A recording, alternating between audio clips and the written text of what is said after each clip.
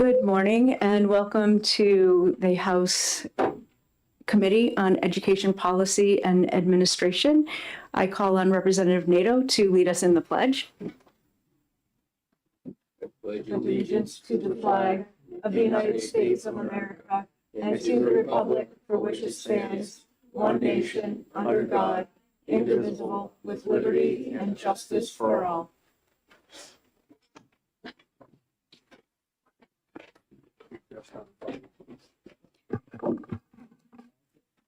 So I would like to begin with a little brief discussion about the procedure and how this hearing is going to go today. The underlying bill, House Bill 1268, has a non-germane amendment to replace it. So essentially, House Bill 1268 was submitted as a placeholder. There was no intention for it to be the actual bill. So I am going to open the hearing on House Bill 1268, let the prime sponsor introduce the bill, and then we are going to close that hearing and move on to the non-germane amendment hearing on Amendment 2026-0606H. So I have 5 pink cards up here that only have the underlying bill listed on them. If you would like to change that to speak to the amendment, because we don't want to spend time on a bill that won't be viable anyway, then you are certainly welcome to come up and change your pink card, or if you want me to change it, I'm willing to do that for you. But I have, like I said, I have 5 cards on 1268 only. Are you asking why it's non-germane? That's a good question. No, that's a great question. It is a great question. And Madam Chair, it is germane. Is it listed as germane in the I calendar? believe so. Oh, I'm sorry. I'm sorry. I thought it was listed the other way. We needed to have the hearing on the actual amendment, so it was noticed that way. But yeah, I thought Thank you, Madam for sure I had read it as non-germane. All right. So That's not one question. just listen to your ranking then. So I open the hearing on House Bill 1268, modifying definitions and requirements relative to home education programs, and I call on the prime sponsor, Representative Noble, to introduce her bill. Thank you, Madam Chair. For the record, I'm Kristen Noble. I represent Hillsborough District 2, the town of Bedford. Just very quick, and I'll probably repeat this again when we open the amendment hearing. This bill came about as to address concerns from 193A home educating families that they would get caught up in regulations due to families that from the EFA pathway. And so that is what this bill is attempting to address, and we will talk about that with the amendment. Thank you very much. As I said, I have 5 cards here. Ian Hewitt, do you want to speak on the amendment or the underlying bill? The amendment. Okay. Walter Ellie Yes, the amendment. and Tara? The amendment. The amendment. Angela Turcott? Amendment. Okay. And Amanda Whedon? Okay, thank you very much. With that, I will close the hearing on House Bill 1268 and open the hearing on Amendment 2026-06H, and I call on the prime sponsor to introduce her amendment once she gets the notice set We up. don't have our Vanna White here We today, don't. so.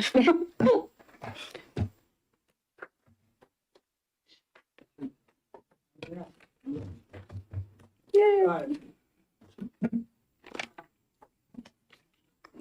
Good morning, Madam Chair and members of the committee. For the record, again, I'm Kristen Noble and I represent Hillsborough District 2, the town of Bedford.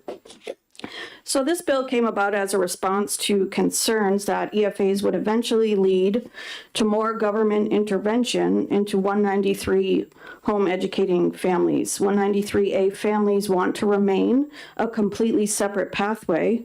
And while many EFA families do homeschool, it is indeed a separate education pathway with the distinct difference that 193A families are unfunded. Homeschool Legal Defense Association was mentioned in a meeting that I was in last summer with some home educators that have these concerns. They were not an organization that I was familiar with, but I eventually checked out their website and learned that New Hampshire is a moderately regulated state, while many others are considered low regulation. The states that were listed as low regulation were a little shocking to me. That is when I had the idea for this bill to create further separation between 193A and 194F by removing all regulation from 193A and keeping 194F regulated. I think that's about as separate as we can make it. I did run the idea by several home educators and we decided this is the right time to get this done. Last term, a group of home educators had asked us to pull all the rules into statute and end rulemaking under 193A. While we completely understood the concern that if we ever had a commissioner that was not favorable to home education, that could be a bad thing. But last term was not a good time for that due to the nature of the House. We have been lucky to have a commissioner favorable to home ed the last several years, and it looks like that will continue at least for the foreseeable future. So at a high level, what does this amendment do? It makes notification optional, except when accessing public school programs. And in that case, the notification is just letting your district school know that you'd like to access some of their programs. Annual evaluations become voluntary. This doesn't mean that home educators won't continue to do this. It just means that parents are in the driver's seat and they can make the decision on when it's appropriate, when it's an appropriate time for evaluation. There's extra protection from DCYF. It creates a statutory presumption that home education programs should not be evidence of failure to provide education. Home education is not a negative. In the proposed amendment I have given to the committee, which will be an amendment to the amendment, and you'll see that the changes that we are proposing are in red.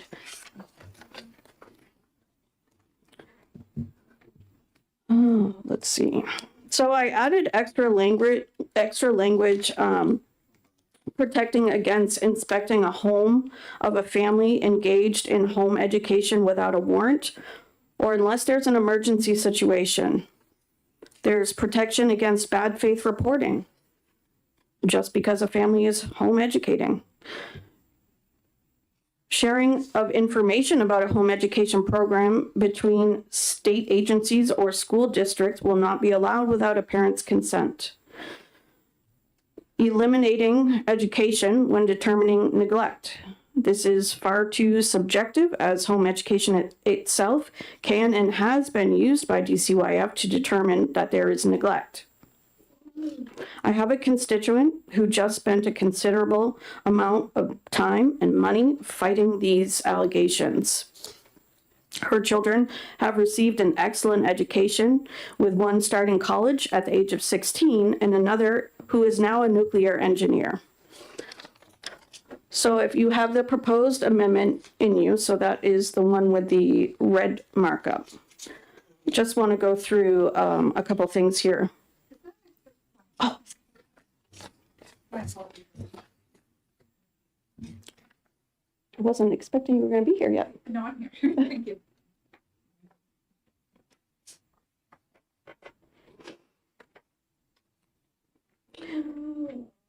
So you notice on the first page that we had crossed out Under compulsory attendance, we crossed out at the high school level as documented by certificate of completion issued. So we just made that much simpler. Completion of a home education program pursuant to 193A. Did the same, very, very similar under definitions. Changed the word in Roman 3 under declaration of home education to cross out compulsory education. It's actually compulsory attendance. Under 193A2, program established, we crossed out that language as it had referred to home ed as an alternative and just put into very simple sentences. The general court recognizes that the right of a parent to direct the education of their child is a natural right. A parent may elect to educate his or her own child at home in accordance with this chapter.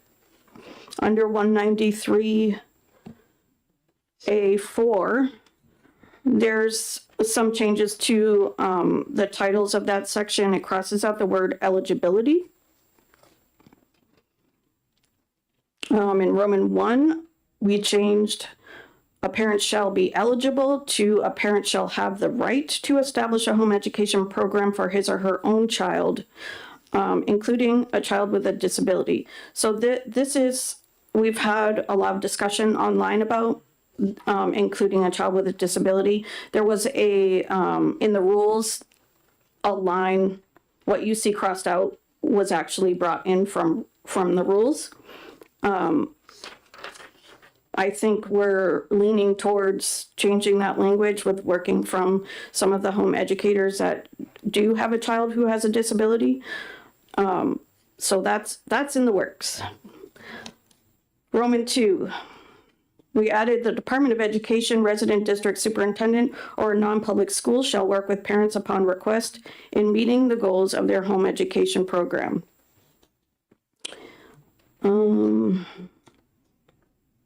So that would be around equal access to make sure they're working with parents to provide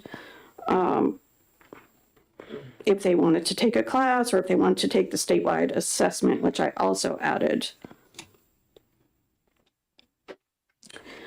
So there's some further protections for student privacy. So except in the circumstance where a student is included in the resident district's average daily membership or participating in the statewide assessment, that they wouldn't have their data tracked in SLDS. What else? Let's see here. Under Roman 6, this is where I had described further, let's see, about inspecting the home of a family engaged in home ed. The next one protects families who, from allegations that are made in bad faith. Roman 8 is about sharing information between agencies that without the consent of the parent.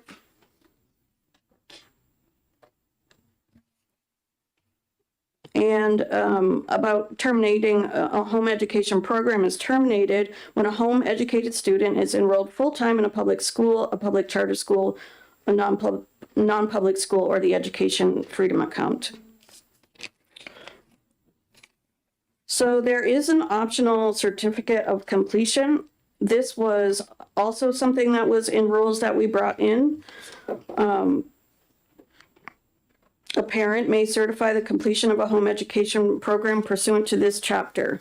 And then if they wanted to get a letter from the commissioner, I was told that they have been doing this for home ed students who need it for the military or for the police academy or for various jobs, that they will write a letter saying that the student has completed a home education program. That is completely optional. Okay, so those next couple sections describe that.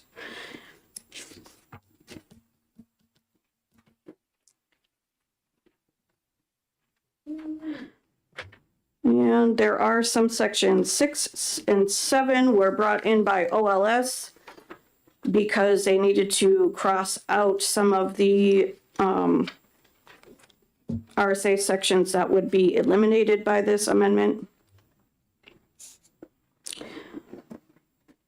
And then you see the repeal section. I just want to mention that A3 is the rulemaking that has been repealed. It's not super clear in this amendment because it's caught up with sections 1 through 5. But when I have the official amendment done with OLS, I'm going to have them do it in a strikeout form so that you can see the entire chapter. It's much easier for us to read, for everybody to read, actually. Not everybody carries one of these with them.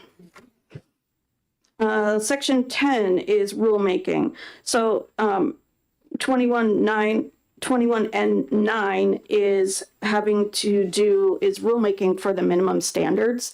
There's something in there called home study. Home study is different from home education. That is when a child is maybe has an illness and is not able to go to school, but they can still be considered a full-time student, and that is something that is up to the superintendent to work out. There aren't any rules currently for that. I'm assuming it's because that's a very individualized situation. So I just added the as authorized by the correct RSA there so that it's very clear that that does not have to do with 193A. And further is eliminating education from or educational neglect as a reason to find a parent is neglecting their child. So it eliminates education. So I am going to stop there. I'm going to not take questions, actually, because there's a lot of people behind me who can answer your questions probably much better than I. And in interest of trying to keep this moving because we have a storm looming here, I am going to step away. And I thank you very much.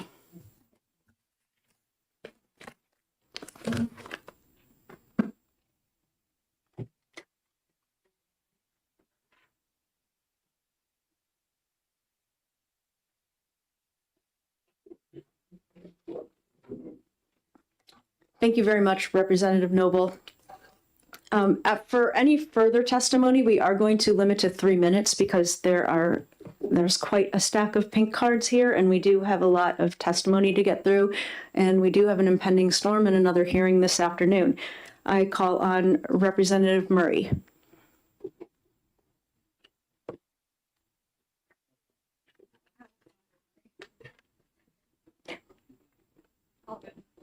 Well, I don't have your pink card. We thought the Murray caucus was the biggest caucus in the House, but it's actually not. It's the Smith.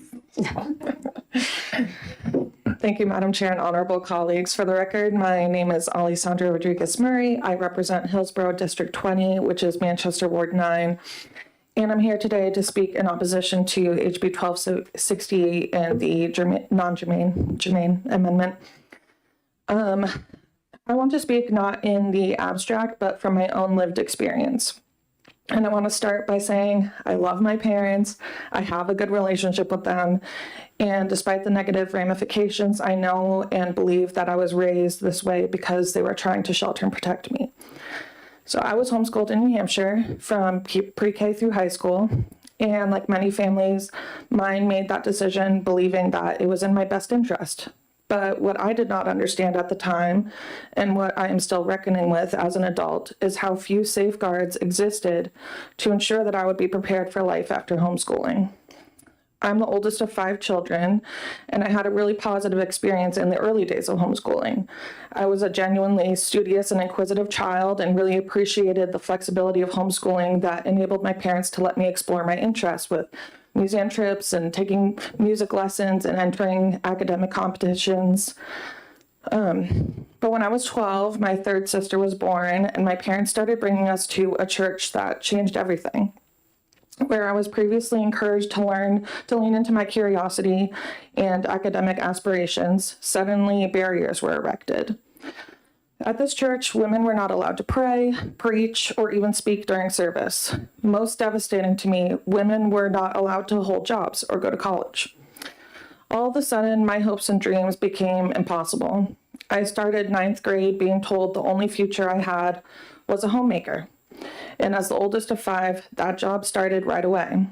When my mom became pregnant again, my life quickly became completely centered on running our household. And while I loved my siblings and was happy to help, especially as my mom was struggling with her health and another hard pregnancy, my education was completely derailed.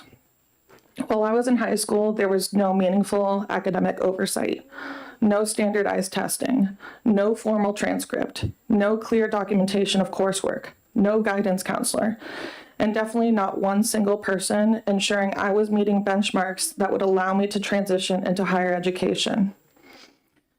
When I turned 18 and decided I did want to go to college, I quickly learned how unprepared I was, not necessarily intellectually, but structurally. Colleges require transcripts. They require evidence of coursework. They require test scores or documented equivalency, and I had none of that. Instead of a straightforward application process, I faced barriers at every turn. I had to piece together documentation after the fact. I had to try to reconstruct years of education without records. I had to navigate placement exams without preparation or support.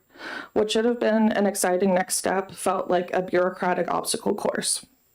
And that lack of structure didn't just create inconvenience, it delayed my access to higher education and narrowed my options. It sent a clear message that because I had been homeschooled under a system with minimal accountability. Representative Murray, Is that your 3 time minutes? is up. It was 3 minutes. Okay. Yes, I know. 3 minutes is about a page. Are there any questions for Representative Murray? Thank you. Representative Murray. Thank you. Thank you very much. Thank you, Ally, for Representative Murray, for sharing your testimony with us. One thing that I just wanted to ask is that you had talked about sort of the level of the hurdles and sort of feeling unprepared. Was there anything else that you felt like could have been in place to bolster that support or a network that you didn't have? Yes. Yeah. I mean, I think the hardest thing was being a teenager and not knowing that not having these things would prevent my future academic opportunities. So when I turned 18 and realized that I needed transcript, needed SAT scores, needed all this stuff to be able to go to college, it severely impacted me. And having any kind of checks and balance on making sure that kids know their options, I think, is really important. I wasn't able to start college until I was 24 because of those hurdles, and which meant I was working by that time. And I studied part-time. I just graduated this past December at 31, finally. Thank you. Representative Hall. Thank you, Madam Chair, and thank you for taking my question. I know we cut you off by the timer. Can you sum up in one sentence, or maybe even 2 sentences, what you didn't get to say? I think the big takeaway for me is I think we absolutely can, I want to be clear, like, I'm not against homeschooling, and I think we absolutely can respect parents' rights while also ensuring that there's accountability and remembering that children have rights too. And when your parents' decisions impact your life past age 18, we really need to be looking at balancing parents' rights and children's rights, because your parents have a right to educate you a certain way, yes, but you also have a right to be able to enter into society and be a capable adult when you turn 18. Thank you. Any further questions? Representative Nato? Thank you, Madam Chair. So my question would be, where you had seen maybe the lack of structure and maybe some communication, would you be open to an amendment to the amendment to the amendment, and have maybe a meeting between homeschoolers and the Department of Ed to make sure everybody has opportunities and everybody knows what they can do as far as expansion for higher education? Yeah, I feel like my proposals would probably not be aligned with the intention of the sponsors in terms of like what I think would be helpful in this case. But I think like in my experience, what I think would have been great is like maybe once a year, like homeschool kids get to like meet with the local guidance counselor. When you're homeschooled, you kind of are under, maybe not at this point, but when I was homeschooled, under an umbrella school, so that you're kind of like reporting to. And so having like a once a year meeting with the guidance counselor or something where they could have been like, hey, just so you know, like if your parents aren't doing this for you, you can keep track of X, Y, Z, and this is what you'll need to know to go to college. Something like that would have been great. I do have a question for you, Representative Murray. And to be honest with you, I think your parents did a fabulous job with you because you've obviously become a strong, independent state representative. Do you think that this section might address what you're talking about, where it says that this is in the amendment to the amendment? The Department of Education, resident district superintendent, or non-public school shall work with parents upon request in meeting the goals of their home education program. I know in my experience that a lot of home educators, especially when they're first entering the world of home education, they want to know if they can have access to books or curriculum from the public school. Do you think that piece is something that's very helpful in this bill? I think that's great. I think my concern is more on the like request, and like particularly because of this amendment eliminating the need for parents to report that they're homeschooling their kids. That request is only going to be made if the parents want to make that request. And if you're raised in the household like I was, where I was told I wasn't allowed to go to college, my parents wouldn't have made that kind of request. So I think that's kind of my challenge with that. Okay, thank you very much. Any further questions for Representative Murray? Seeing none, thank you. Representative Granger.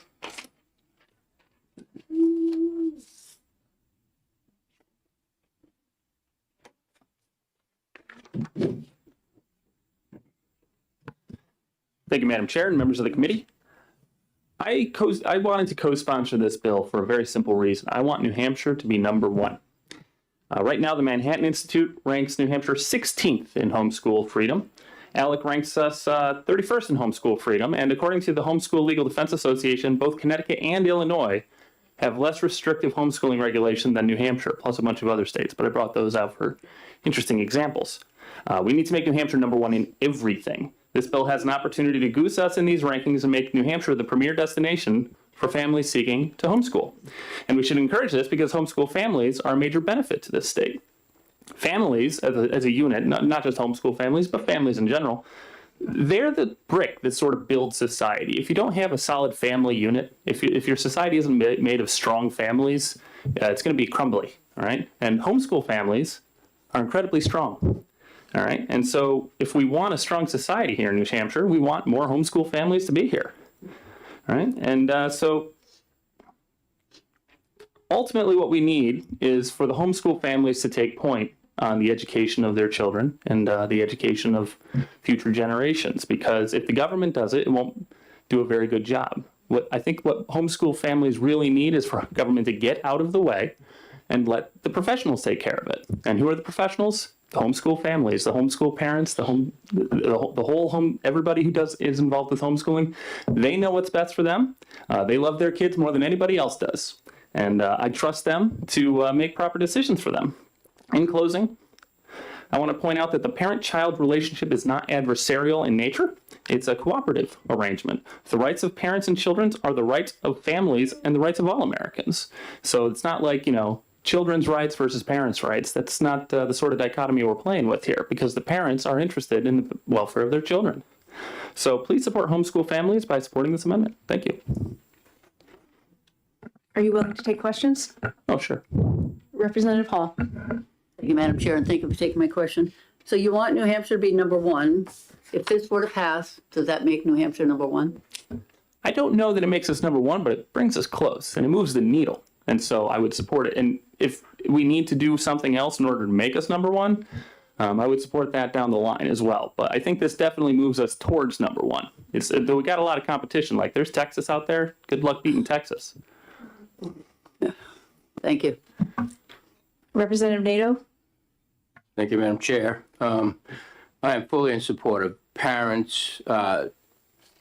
Without parents guiding their children along the way of life, they wanted them to succeed immensely. I can only imagine.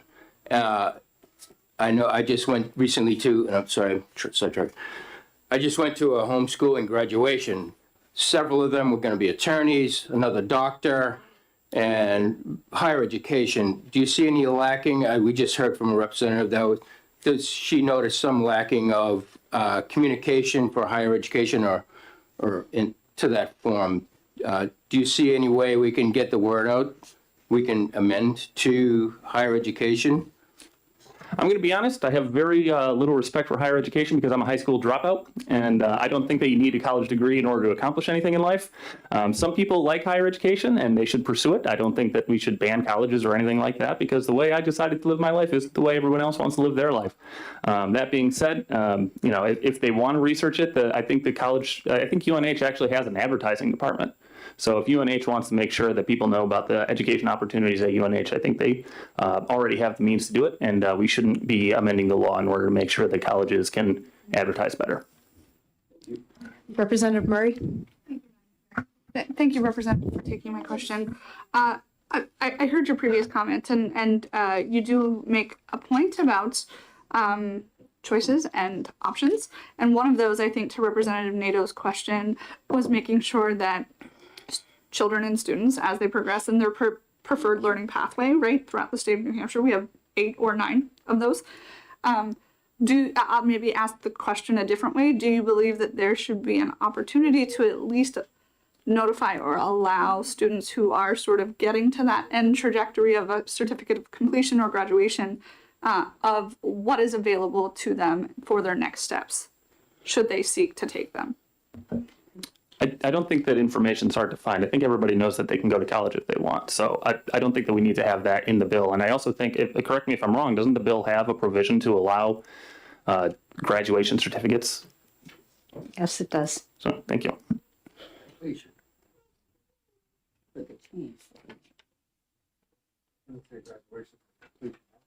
Right. Any further questions? Thank you, Representative Granger, and thank you for your indication of the level of education that we require in New Hampshire to be a state representative. Thank you. One day I'll learn how to read. You do give short speeches, though. The Honorable J.R. Hole.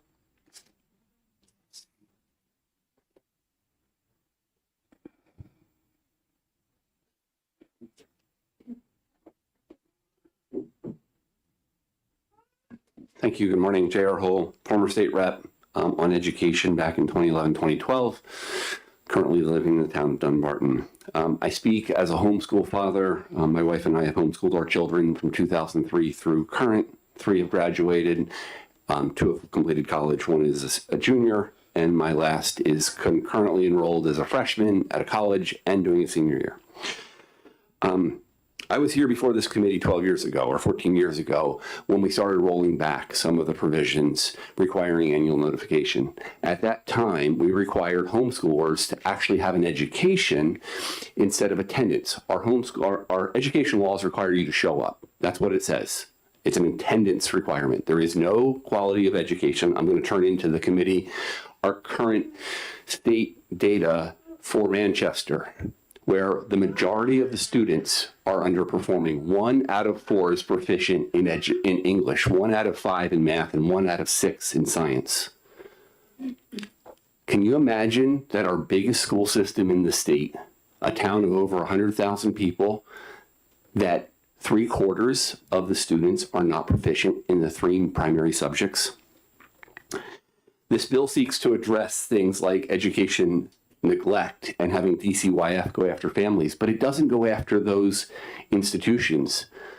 DCYF should go from 1050, what street is that? The one around the airport, Perimeter Road, and drive up and start looking at the school administrators for the town of Manchester instead of going after the families.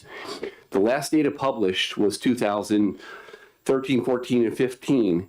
And back then, in those school years, there was a 95% failure rate for DCYF going after families over education neglect and not finding anything. I'll say that again.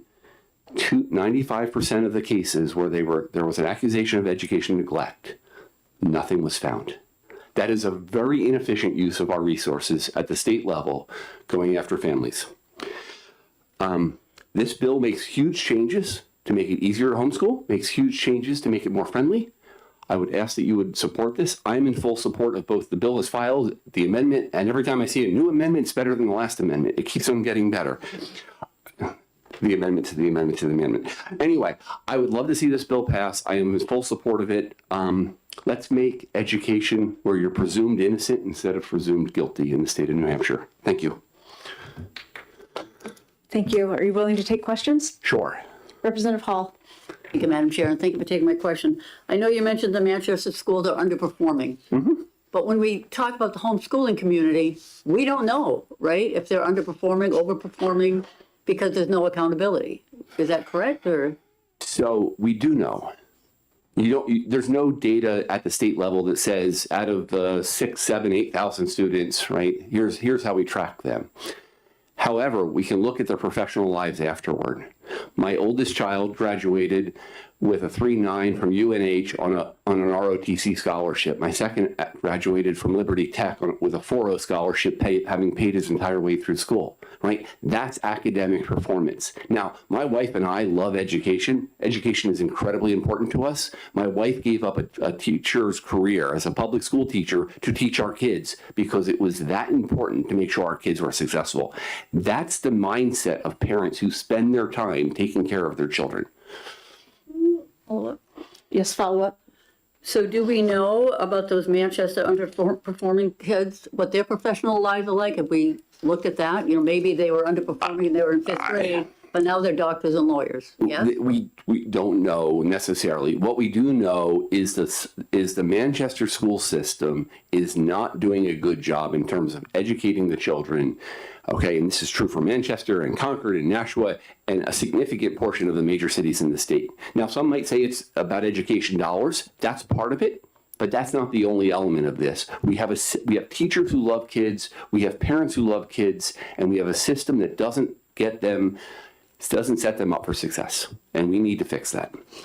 But this bill is about homeschoolers, and I can tell you as a homeschool dad who's worked with my kids for the better part of 21 years, it is that important that my wife gave up her career to make sure our kids could get the best possible education. Thank you. I have a question for you. So we talk about what's happening during the academic day, what's happening during the academic year, but I also hear stories about families who, oh, we know that family over there isn't doing anything. No education is happening over there. And yet some of those same families, their kids go on to have very successful, productive lives. Do you have any stories like that or have an incident like that? And if not you, then maybe somebody else here would have. So unfortunately, we had a very public run-in with DCYF about 5 years ago and made the front page of the paper. It had to do with neglect, but it wasn't education neglect. It was medical neglect at the time, or that was the accusation. The judge ruled in our favor, said there's no evidence of any evidence of any neglect of any type, much less what was alleged by DCYF. But during that, because I became a public figure as a private citizen about DCYF, I had lots of phone calls. One of those phone calls was from a homeschooling family. Their kids were playing in the front yard, but they were too close to the dirt road. And a neighbor called them during school hours and complained because the kids were out playing in the front yard too close to the road. That's the type of things we see.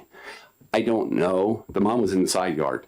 Kids were inside of her, but because the driver couldn't see an adult near the kids, that was what triggered the request to go to DCYF and have a DCYF employee show up to the family. Unfortunately, there's a lot of that. And what that does is it steals resources, the limited resources DCYF has to go after the actual cases of abuse, the actual cases of physical and sexual abuse and substance abuse and those things, and dilutes their resources to go after these families. And as I said, 95% of the accusations of education neglect were unfounded in either 2015 or 2016. That report is available. Thank you very much, Honorable J.R. Hull. Any further questions? Seeing none, I call on Catherine Abbott.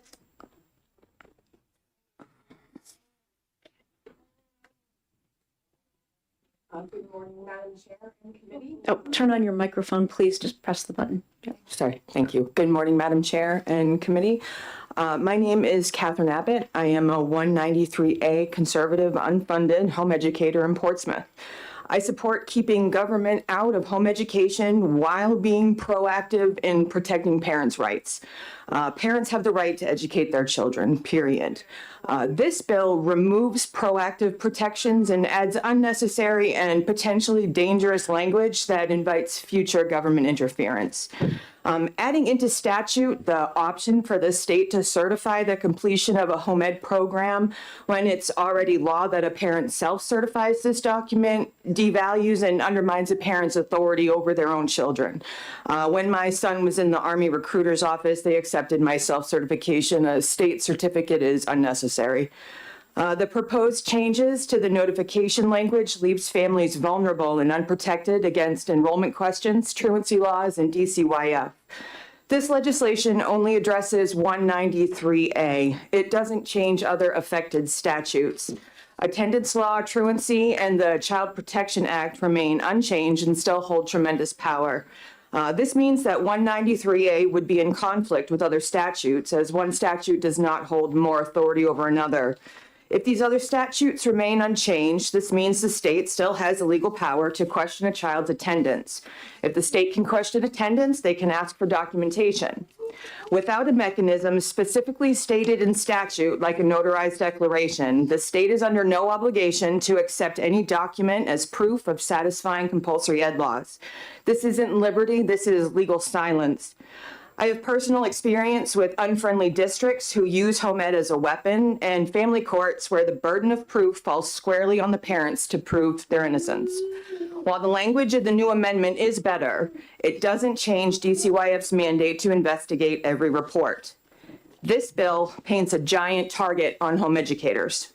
We have an opportunity with this administration to be proactive in protecting parents' rights by preemptively mitigating the risk of those who would gladly use the lack of statutory protections as a weapon.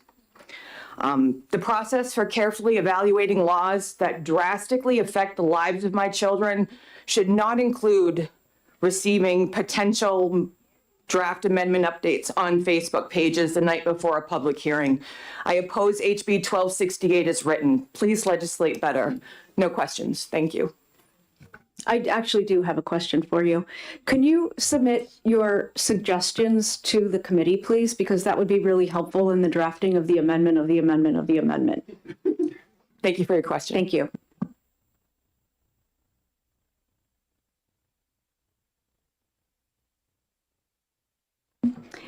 Aaron Mertz.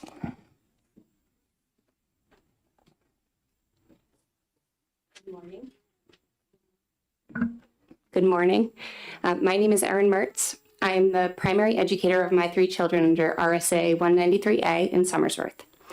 I would like to express my wholehearted support of the proposed amendment to the House Bill 1268 and thank the sponsors of the bill for doing their duty to uphold freedom in our state.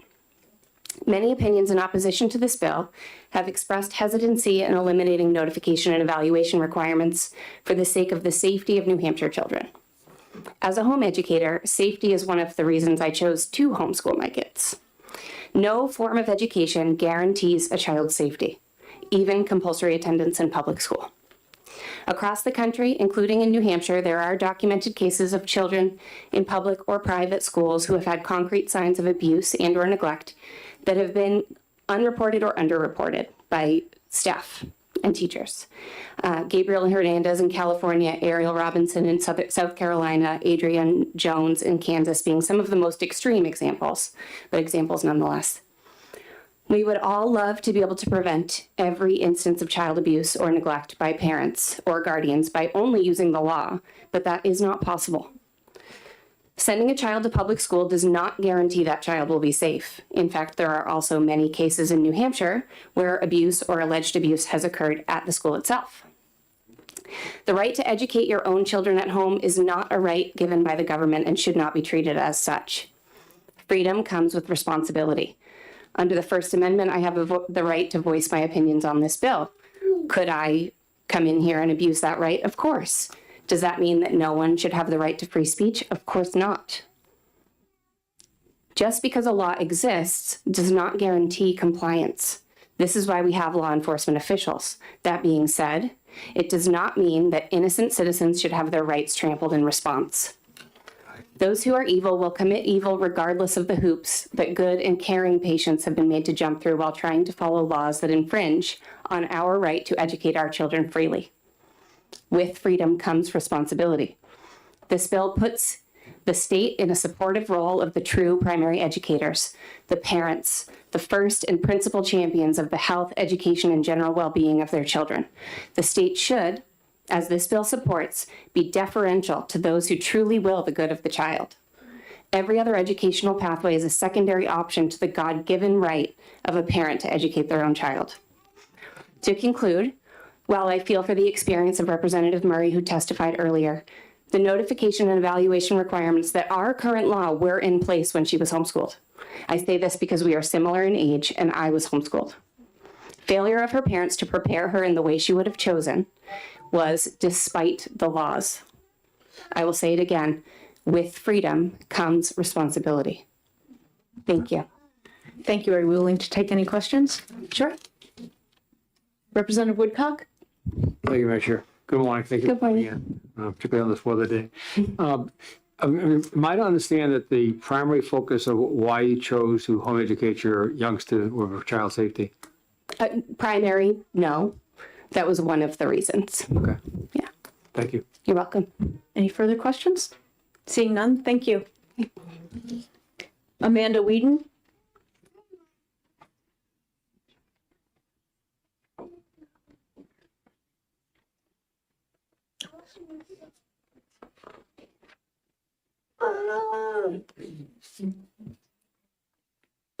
I did bring copies of my testimony You can distribute that afterwards. after. Yeah. Thank you.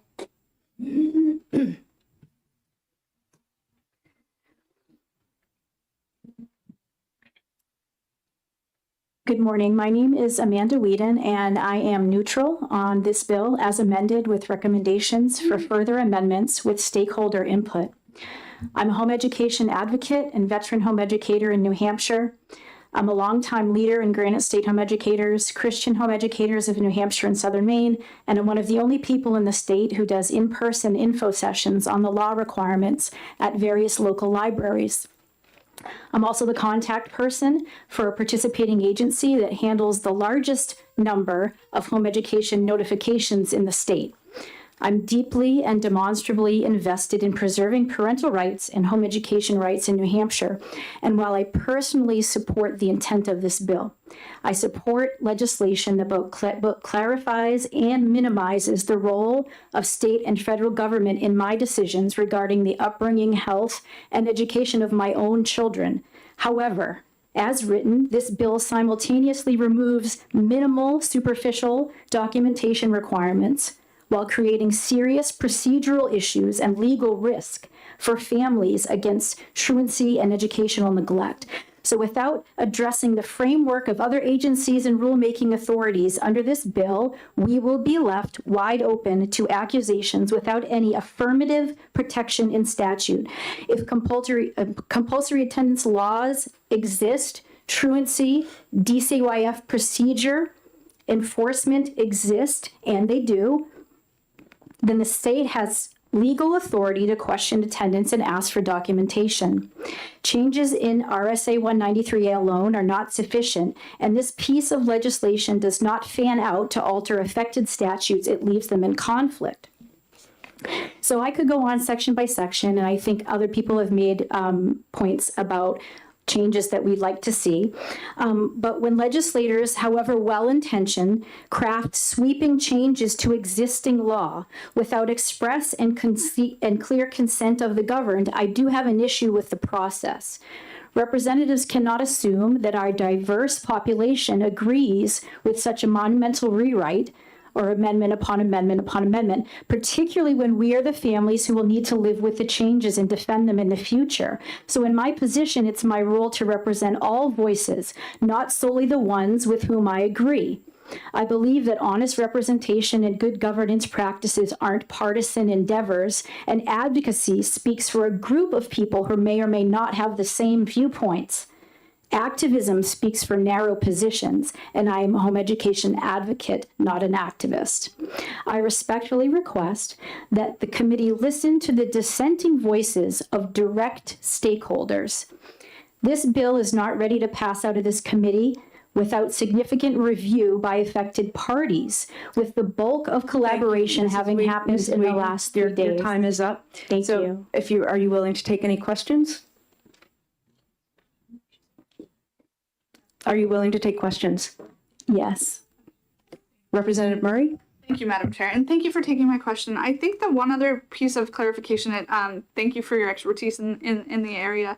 I'm curious to know whether or not when folks elect to home educate, in addition to, it's my understanding that the amendment to the amendment also addresses clarification around home education and education freedom accounts and the severing of home education once you enter into the education freedom account program. Am I understanding that correct in this version as well that's being proposed? I believe that was the stated intent by Representative Noble. Okay, thank you. Representative McDonald? Thank you, Madam Chair. Thank you so much for taking my question. You mentioned that as a committee or a legislature, we shouldn't make sweeping reforms without the consent of the governed or without an opportunity for public input, which I would have to agree. But would you consider this hearing and this opportunity for anyone to testify to be that public input? Yes, ma'am, but not everyone is on Facebook. So to expand on that, there has been immense amount of back and forth, which has been wonderful to see. There's been collaboration between veteran home educators, EFA parents in the last 3 days that has been absolutely wonderful. And I think that should be the standard moving forward. As I said, I personally support the intent of this bill, but I think that there are lots of people who are in the middle that we need to ask the question, is there a problem that needs solving? Right? So there's a lot of people that are just in the middle on the spectrum here. And we need to ask those families, because I represent those families in the middle. So I think that it just needs more time. That's it. More collaboration. Follow-up? Yeah, and I appreciate you saying that, and I would agree. I want to hear all those viewpoints. But is there something we can do that we haven't done to get those viewpoints? I know that there was some Facebook activity about this meeting, but it is publicly noticed. So is there a reason they aren't here? Is there something we could do to get those viewpoints? I think we're on the right track, especially in the last week, that collaboration between the existing organizations and the veteran home educators who are expressing both supportive and critical viewpoints. I think that is now, in the last week, been much improved, and I look forward to seeing that. I do have ideas for how to do that, and I've invited sponsors to future info sessions, to events. I'm open to creating an event with whatever passes in order to explain to the community and have an open dialogue. I think there are many ways that we can go about this in a collaborative fashion. Yeah. Representative Murray? Thank you, Madam Chair. Do you want to? sorry. I'm sorry. Okay, thank you, Madam Chair. I am curious. I want to circle back to the home education portion as it relates to the EFA program. Have you had a chance to hear from your group and your stakeholders? It seems to me that you're a liaison between folks around this. Is there a problem in the current community in understanding where home education ends and EFA begins? I believe so, yes. Okay. Representative Woodcock? Thank you, Madam Chair. Good morning. Thank you for taking the question. I'm trying to just decipher through your dialogue and your advocacy and your concern. I just want to make sure I'm understanding this. In your belief, the proposal, whichever iteration there is in front of us, is better than what is currently in statute? That's the first question, and then if I may follow up. Follow up. Oh, No, sorry. I can answer the question, a serious question. I just want to make sure that I understand the question. Are you asking me if I personally believe what is in statute is sufficient or not? No, what I'm asking you is this better than what we have? So I In would. your opinion, I mean, you're obviously you're a professional beyond being a home educator advocate. You're professionally involved with the whole nuance of home education. So, and I appreciated some of the dialogue we've heard so far from the parents. And a big umbrella of your work is this. What I'm hearing you say, I think, is this is the stop and this is not where we should be. So I'm asking you, is this better than where we are, or are we still far away? So there is a difference between what my personal opinion is, which is that, yes, I am in support of this bill. I'm in support of the intent of the sponsors, and I'm on board with a really good amount, a majority amount of the intent of this bill. Does this bill accomplish everything that I would like to see in terms of protection? I do not believe it does, but there is room, there is dialogue, there is collaboration, and that is what we need to focus on. Follow up. Thank you.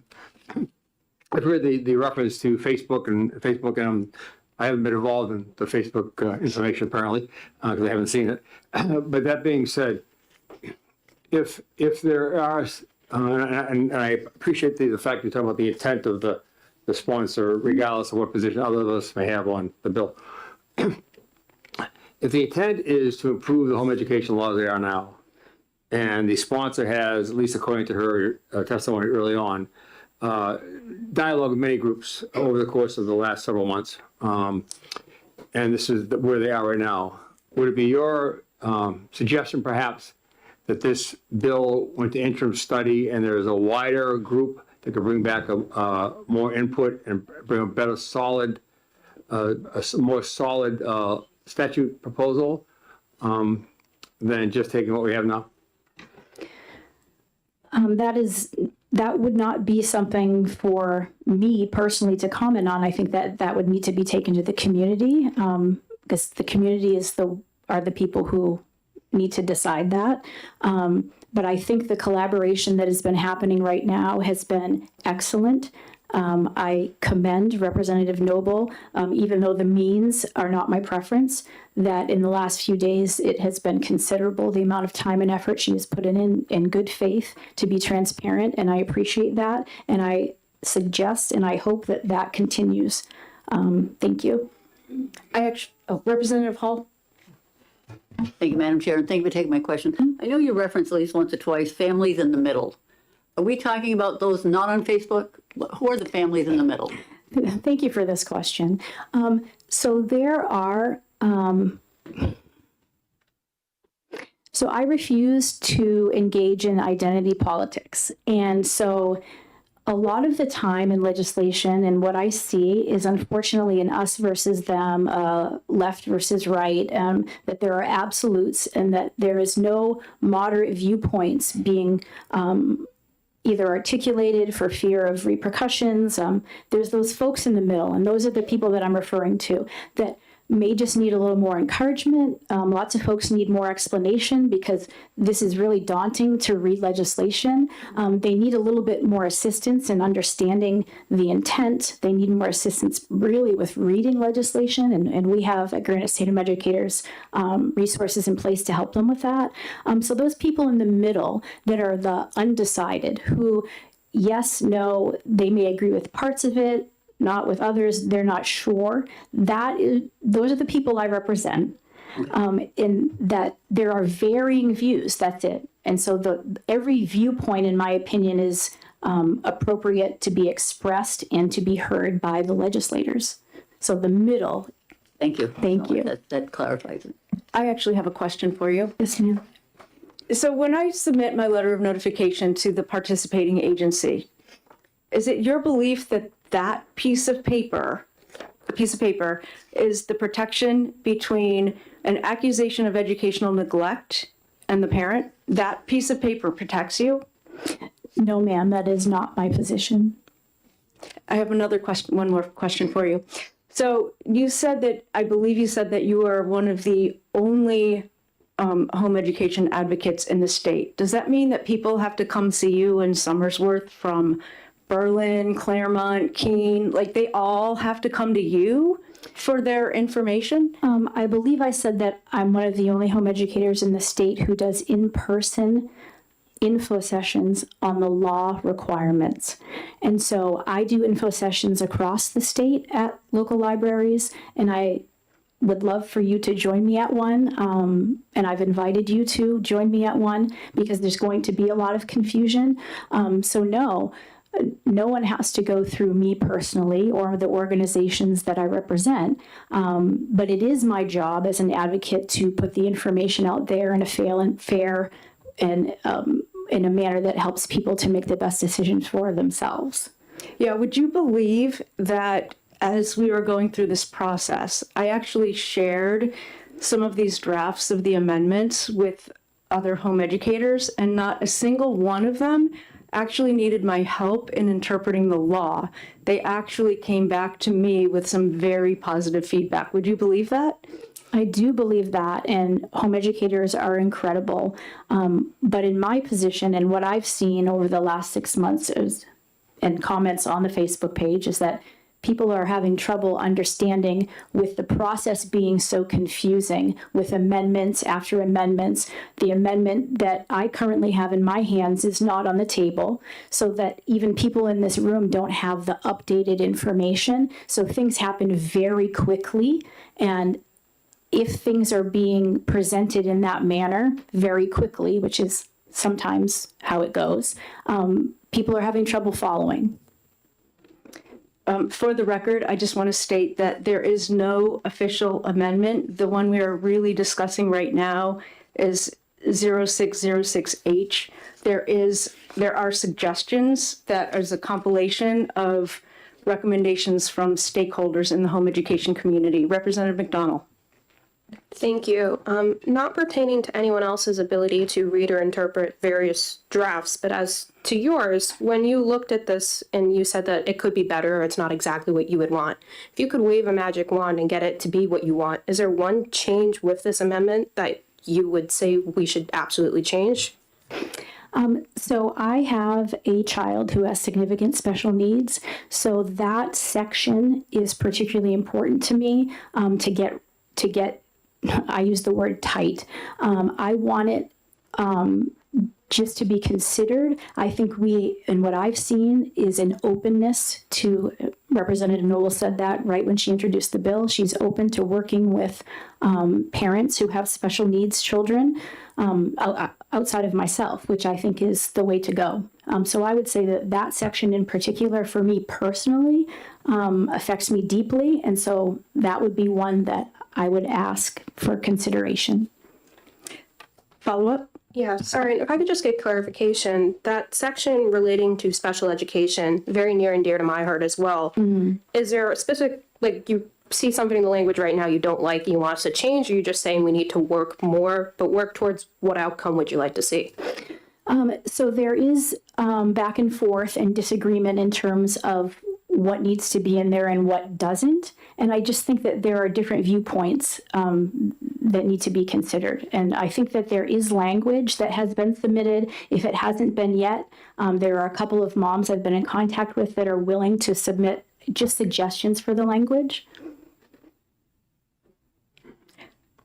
Thank you very much. And if those parents are willing to submit that information to the committee, we would be very happy to see it. Thank you. I know, thank you. Mary Beth Wadlinger.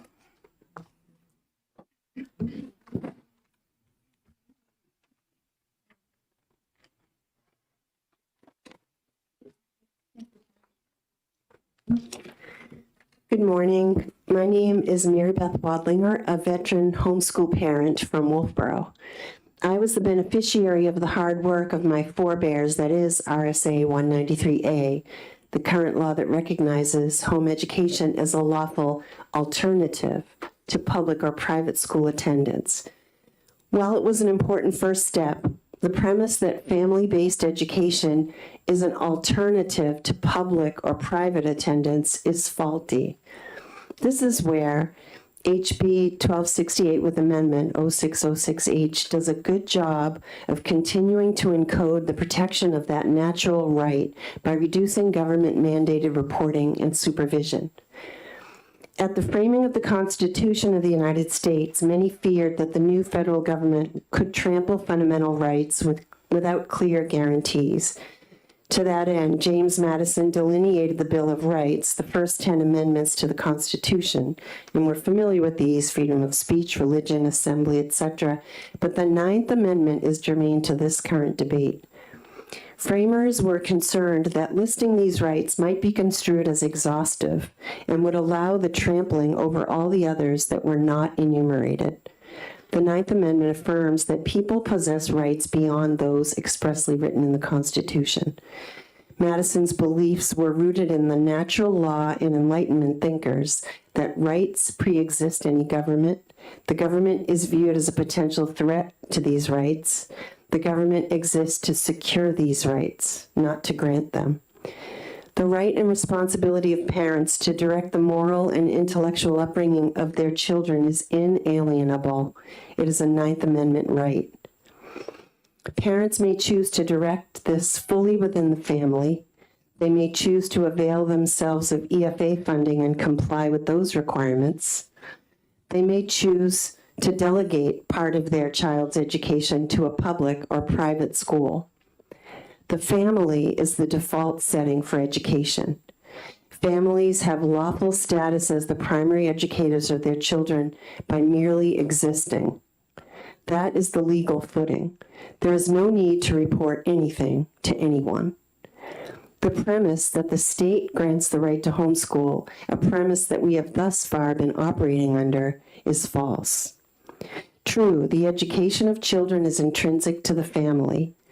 True, parents may choose to delegate part of this responsibility.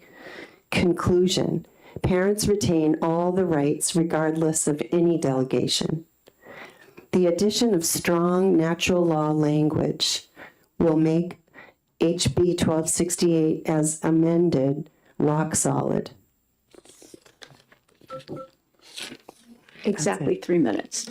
Oh, wow. All right. And are you willing to take any questions? Maybe. Kind of shy. Well, you got off the hook. Okay. Thank you very much. Thank you. Deborah Sullivan?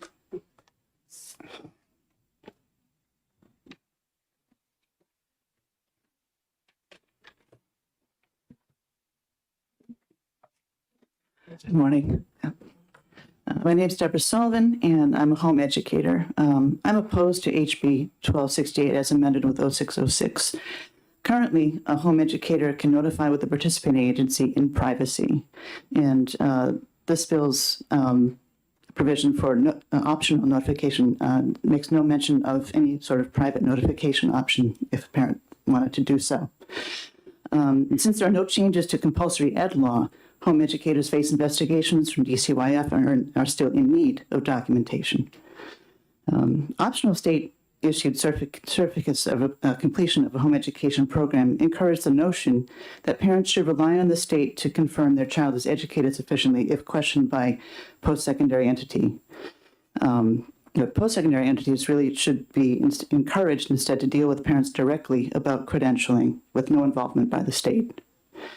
It would be great to sue for unsubstantiated accusations made to DCYF, but since most average families, certainly mine, would be hard pressed financially to press such lawsuits, it doesn't seem like a practical deterrent to false claims.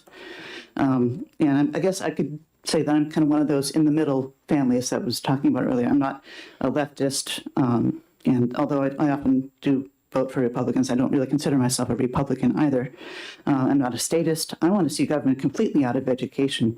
But as long as there's no change in compulsory ed law, it's too dangerous to get rid of our current notification system. Thank you. Thank you. Representative Murray. I have just a brief question. So thank you for sharing your testimony.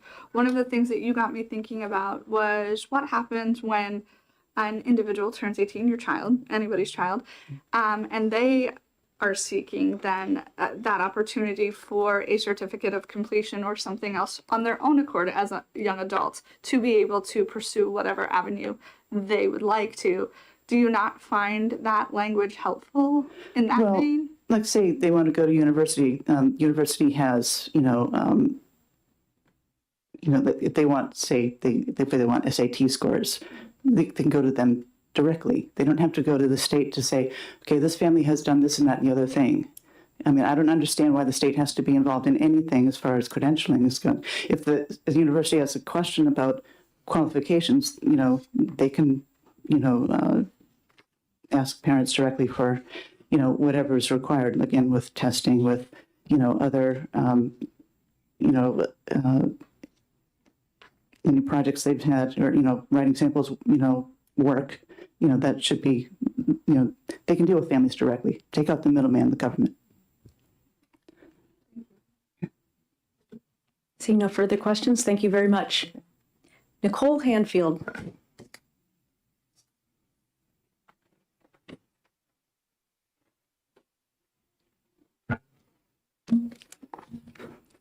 Hi, my name is Nicole Hanfield. I'm a 193A homeschool mother in Wolfboro, and I'm a refugee from Maryland. I think that the law currently on the books is way better for homeschooling here than what we had in Maryland. While I lived there, my family was investigated by CPS for medical negligence, and it took over a year for us to have their ruling against us overturned by a judge, but we had no recourse. The judge had some very strong language for how incompetent CPS was in our case. I think this is in response to actually what is not in the amendment to the amendment, but it is something that I saw online, so I think it's something you guys are familiar with, but it's the anti-coercion Fourth Amendment protection. This is okay. So it says that threats shall not be used to coerce consent to entry. I think you should add or to share records. That was the situation for my family. We had a lawyer who said that if we did not consent to share the medical records, that they would take our kids. It would take us 2 years to get them back. So I just think that's a small change. And also, I know it sounds extreme, but honestly, I think the only way to change this is to make social workers personally liable. They really do think that they're doing the right thing. They are going to continue to push boundaries, and they have no consequences for trying. This is systemic in the organization. They are all pushing the boundaries on purpose. I just wonder what would have happened if I had not been an attorney. What would have happened if we had not had the extra $15,000 to hire our attorney? What if we had not had doctors willing to testify on our behalf? We're not outliers. Like, this is actually very common. It's not, I do think we were discriminated against because we were homeschoolers. So I don't want what's happening in other states to happen here in New Hampshire. I also wanted to add, this whole national thing to try to make homeschool safe and protect these children. How can we even have this conversation of supposed failures of homeschool when the alternative of being involved with DCYF or being in public school, there's no assurance of that the children will not fall through the cracks there or be abused or receive poor education. when the supposed recourse is not a safe outcome, we don't need to be having that conversation. So I don't think that we can be holding homeschoolers accountable with these well-documented failures of the supposed alternatives. Are you willing to take questions? I am. Any questions? Seeing none, thank you very much. Angela Turcott?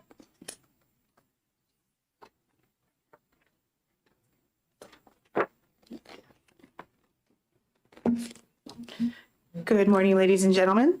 My name is Angela Turcott. I am a home educating mom of 2 daughters and will be home educating my special needs son. Thank you for so many improvements in the language since the first draft. I support the concept of this amendment, but there is a lot of room for improvement, I think. The language of 193A4 in the amended version is still dividing our children into subsets or categories of children. I've consulted with other special needs advocates and have a page to share with you to see some options that would be better language to protect the dignity and of our special needs children. Next, the bill puts the state in authority by issuing a secondary certificate of completion. The state should issue a simple acknowledgement of the parent certificate of completion. Now, every parent must choose one of 4 pathways that we have available to satisfy our compulsory education laws. Having notifications is simply stating what our choice is. It's just like every other parent in the state. Home ed isn't so special that we shouldn't declare our choice of pathways like every other parent. While 193.1 says home ed is exempt from compulsory ed, without notifications, there is no documentation saying that this is our choice. Truancy or DCYF investigators may not be able to use the lack of documentation as proof we are home educating under this bill. But they can't just take our word for it. If someone does make an accusation, they still have a job to do. No notifications means DCYF has to do an invasive investigation if there are accusations. Currently, we can show the acknowledgement letter and that tells them we are exempt from the compulsory ed law and be done with it. That's how it's supposed to work. I believe many home educators will feel forced to hold on to more for portfolios and documentation and add more testing because this bill leaves us vulnerable to investigation. I do appreciate the protective attempt in sections 6 through 7. However, 6 is already law. And adding it here makes it seem like we're hiding something. We always have these accusations and it just feels like, hey, they really do have something to hide. 7 is a nice option, but as mentioned, most of us can't afford this. This is unattainable to us. And I believe this is also already illegal in New Hampshire statute.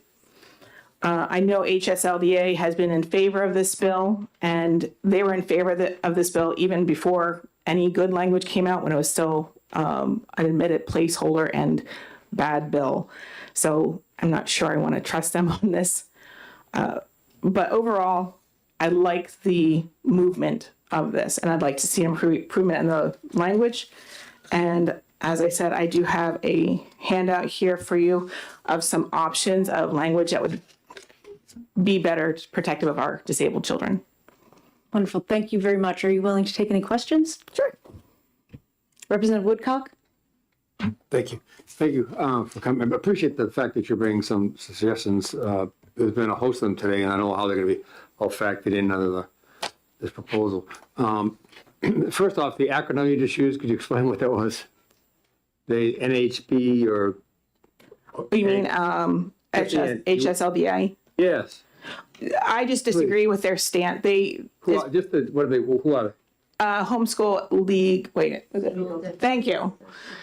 Who are they? Homeschool Legal Defense Association. Okay, that's one. Thank you. Okay, the second one. May I? Certainly. Thank you. Thank you for bringing those pieces. I asked one of the people before, and I asked who seemed in the middle, and I'll ask you again. It seems to me that, and I have no particular stance on home education, honestly. It seems to me that the law that there now is not doing what people who are home educating youngsters want.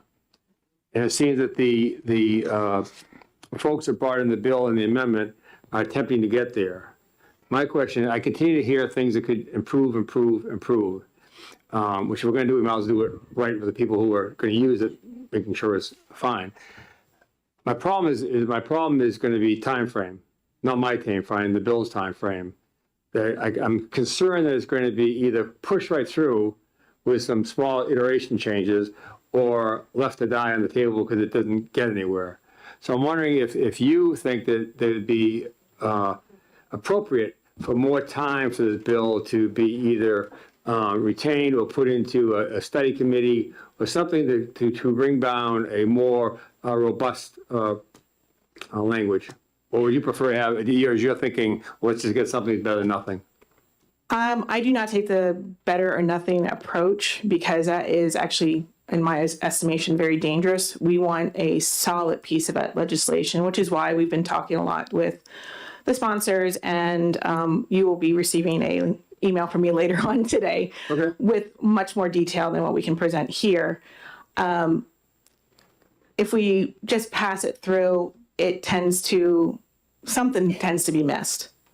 And we want to make sure that all the bases are covered. As far as a home educator, I do feel that there is a threat with not having a protection when we have compulsory education laws.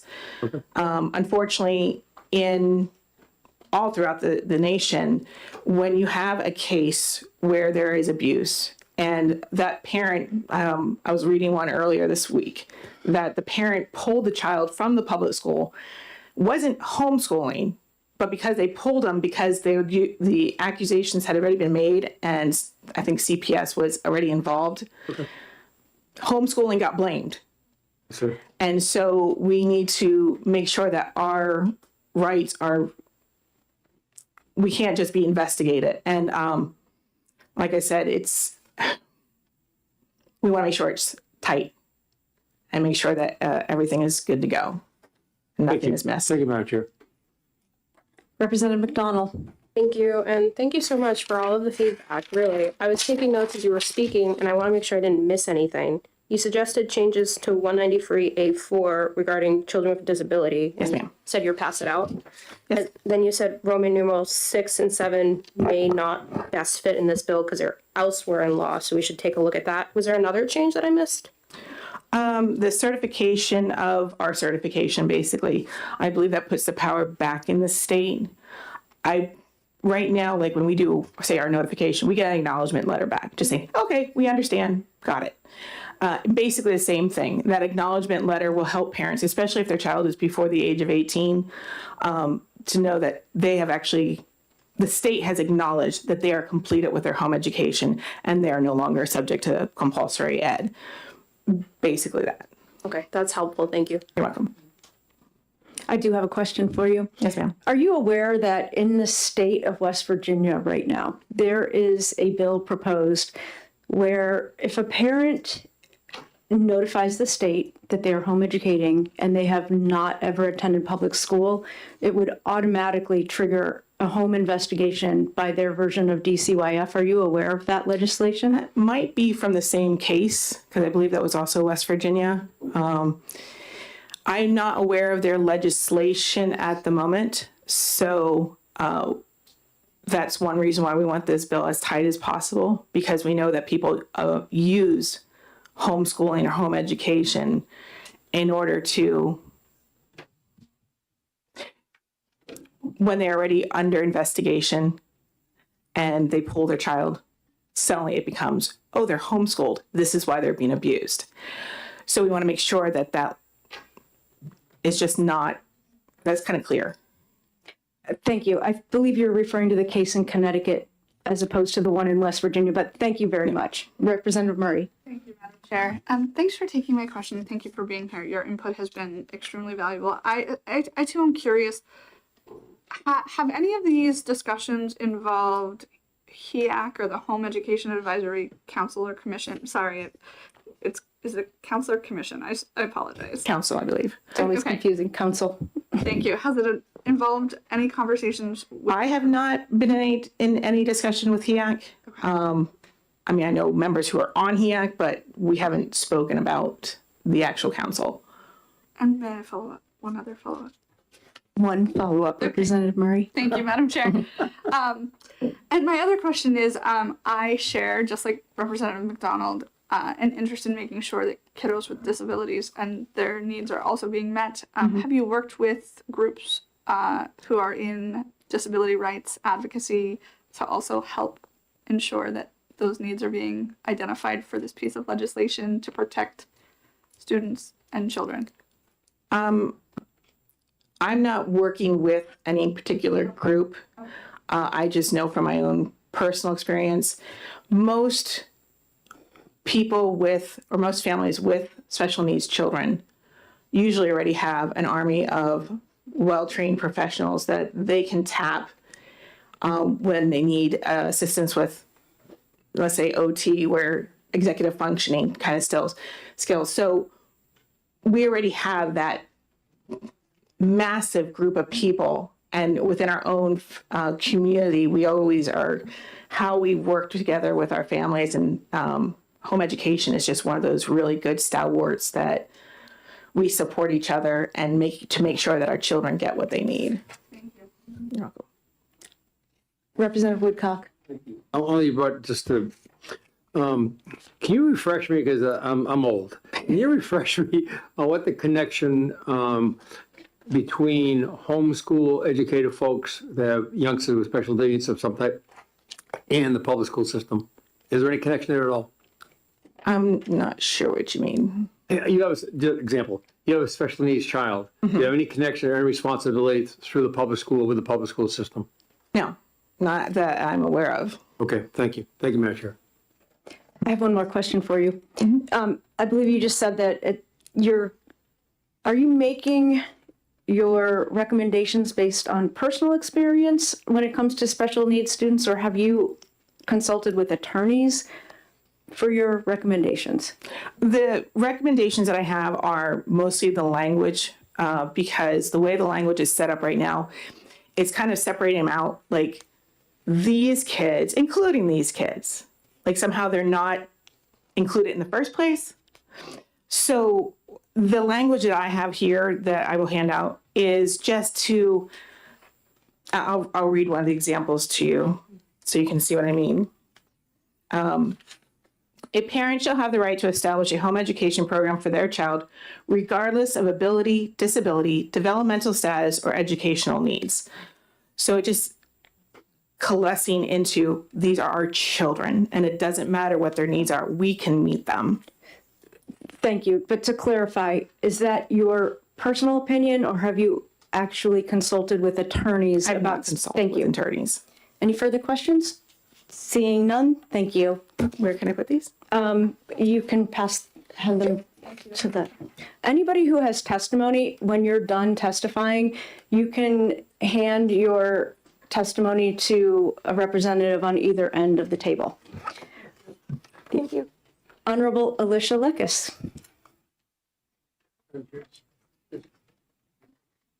Just to be clear, the prior speaker said she's going to send a list of suggestions. These are not those. So my question is that the email she was talking about she's going to send later? Yeah, I think so. I heard a yeah, there she is. It's a yes, I guess.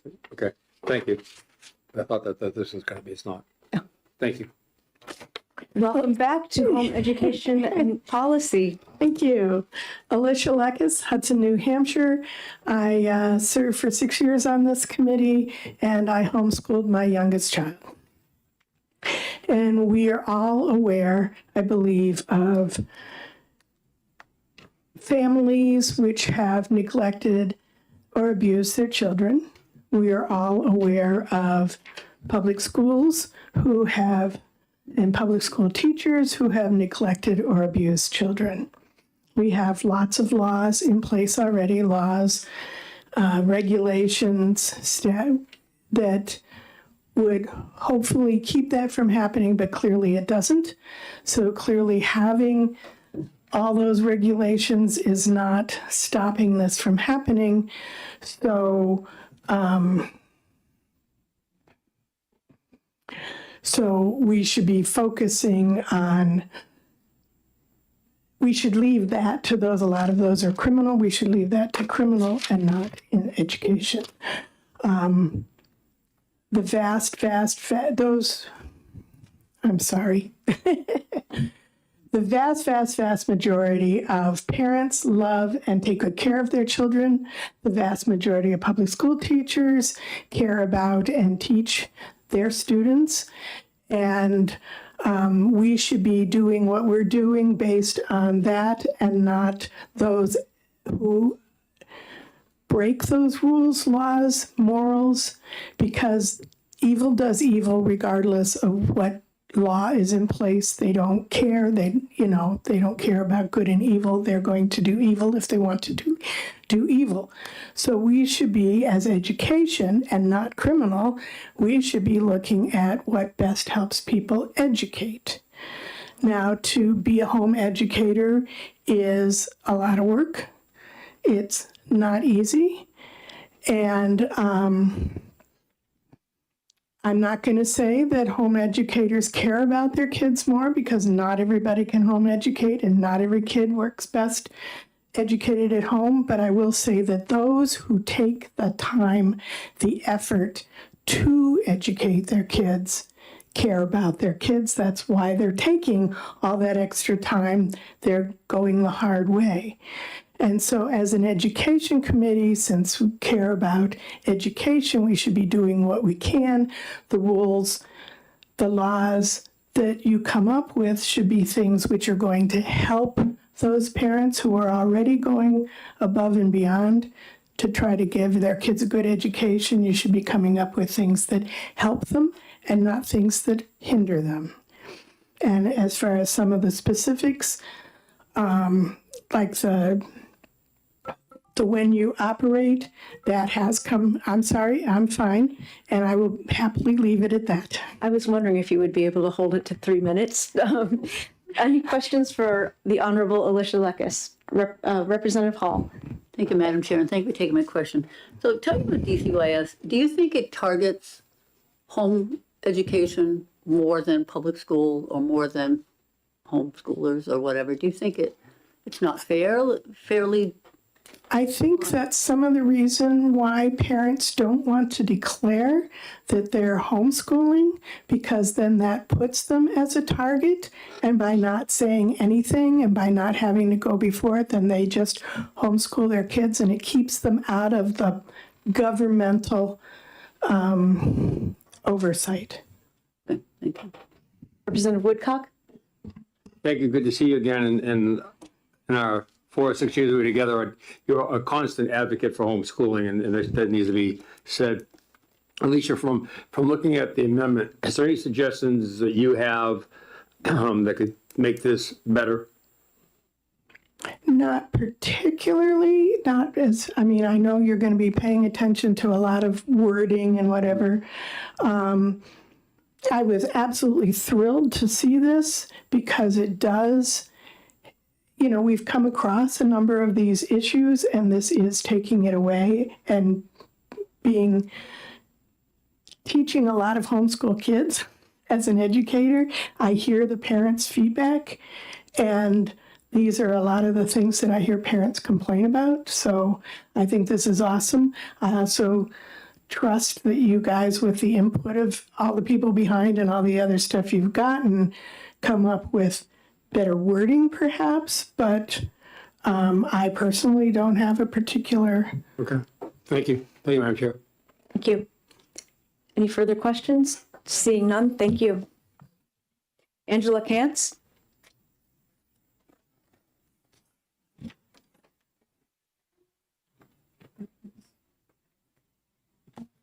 Okay, my name is Angela Kantz. I've lived in New Hampshire for 10 years. I've homeschooled 2 students who have graduated to college, and I'm continuing homeschooling 2 more. I wanted to express my opinions on the amendment for House Bill 1268, an act modifying the structure and administration of home education programs. My views are not the opinions of the 2 homeschool groups that I'm a board member of, nor the co-op that I lead. These are my personal opinions, based on discussion with other homeschooling parents and my own thoughts. For 10 years, I've never had any problems homeschooling in New Hampshire. 2 of my children applied and were accepted to both the state community college system and other higher education colleges after I self-certified the completion of a home education program through high school. It was basically a check the box on the application. Your mom said you graduated. A certificate of completion from the Department of Education was never needed or requested. One of my children played sports with our local school district without any issues at all.